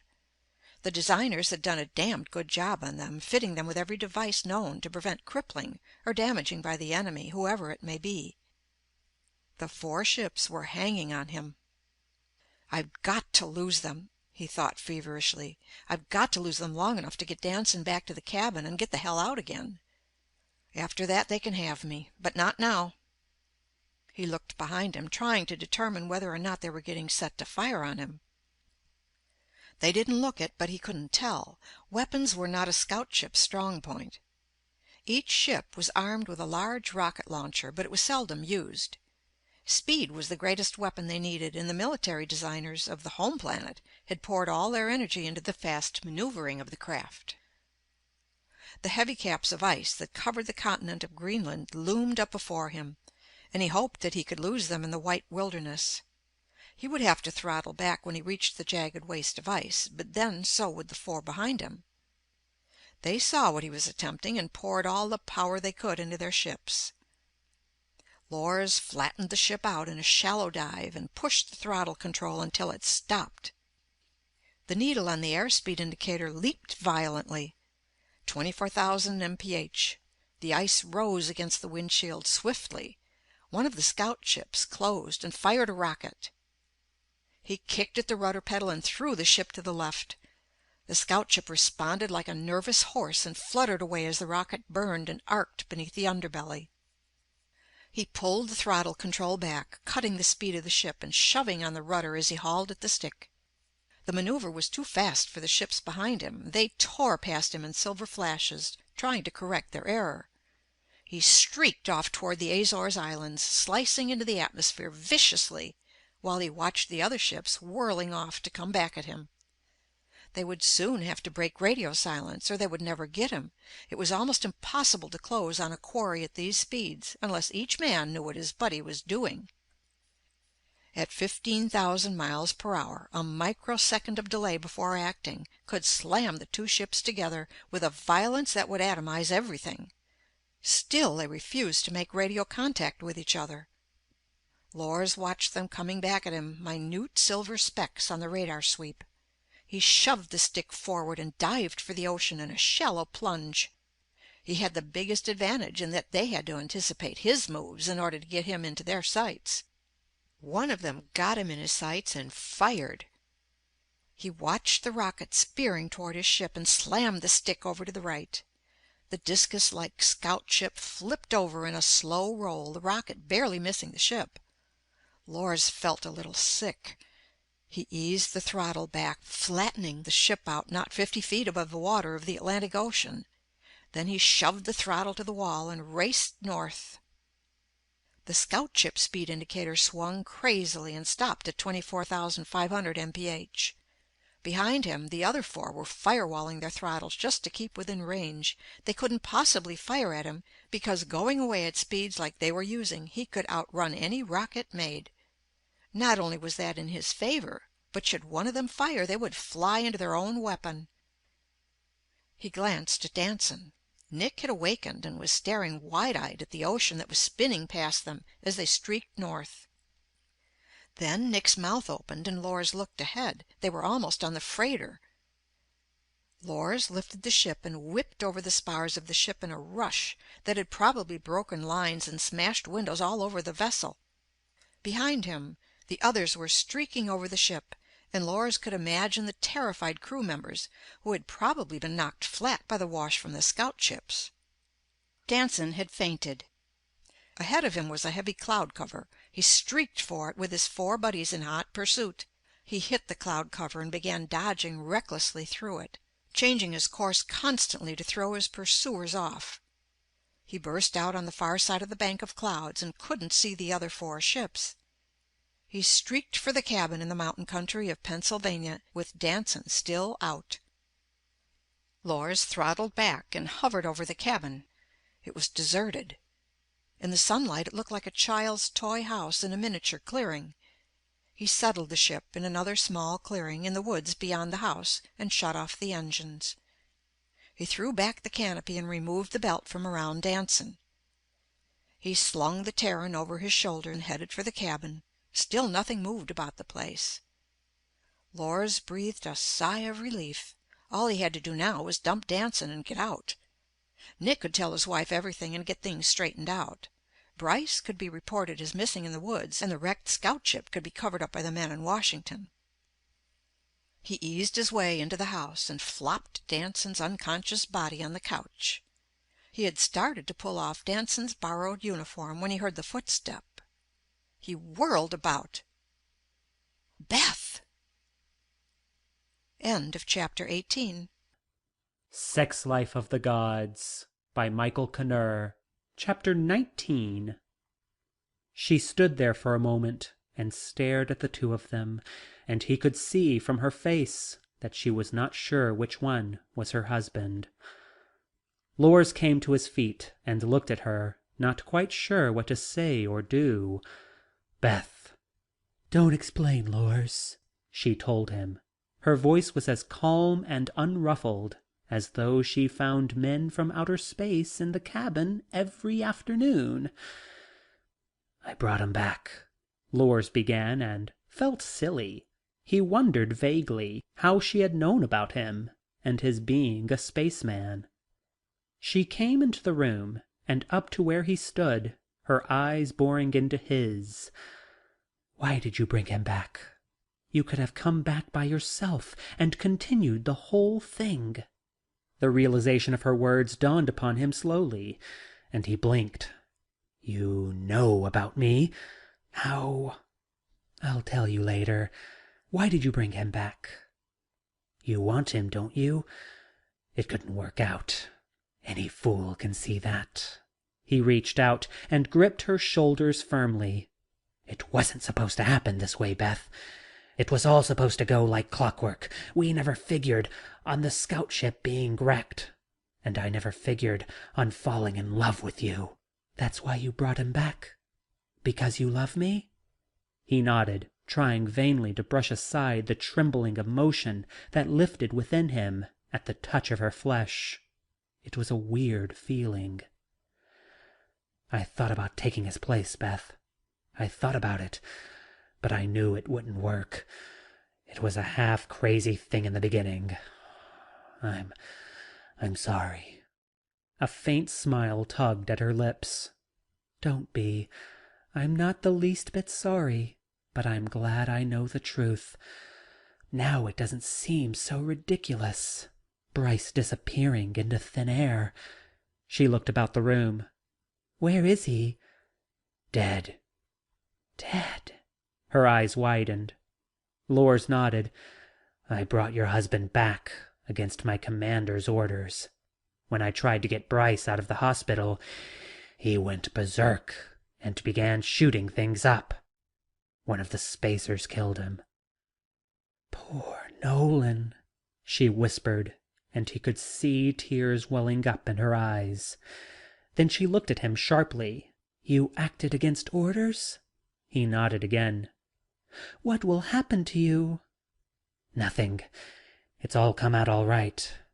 But, Beth, how did you know? Who told you about this? I did. Lors whirled around, his eyes swinging against those of the husky blonde in the dress suit who stood in the doorway of the cabin. Automatically, his hand dropped toward the pistol at his side, but the blonde stopped him. Don't bother with that, Lors, he grinned. I'm not about to draw. Who are you? Lors demanded. Here I'm Cartwell, of the Secret Service, but actually I'm New Spacer Nesso of the 6th Terran Command. You told her? Lors asked, amazed. The blonde nodded. I had to. I came here to check on Bryce and found her ready to call the police. Because first Nolan had disappeared, and then you had. I had to think of something to keep her quiet, and the only thing I could think of was the truth.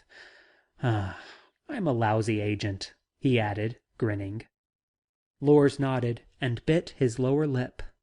How do things stand now? He asked. Not too bad, Cartwright told him. I've made arrangements to have the wrecked ship hauled out of the area for study. This will be hush-hush for a while, then left to dissolve for itself. Everyone will forget it. What about Bryce?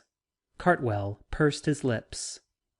That was a rough break, but unavoidable. We can cover up by saying that he was searching the wooded area with the rescue squads and apparently became lost. After searching and finding nothing, we can let the people draw their own conclusions. Risky, Lors told him. It'll work, unless you have a better idea? Lors shook his head. You can handle things down here, Cartwell. I have my own problems up there. He pointed at the ceiling to indicate the starship. And I'd better get Danson's uniform off and move. Beth caught his arm. Let me keep it, Lors. It won't go into the wrong hands, I promise. Lors looked at Cartwell, who nodded. Let them have it, he said. They're on our side anyhow. All right. He paused. I'll be going. Beth linked her arm in his.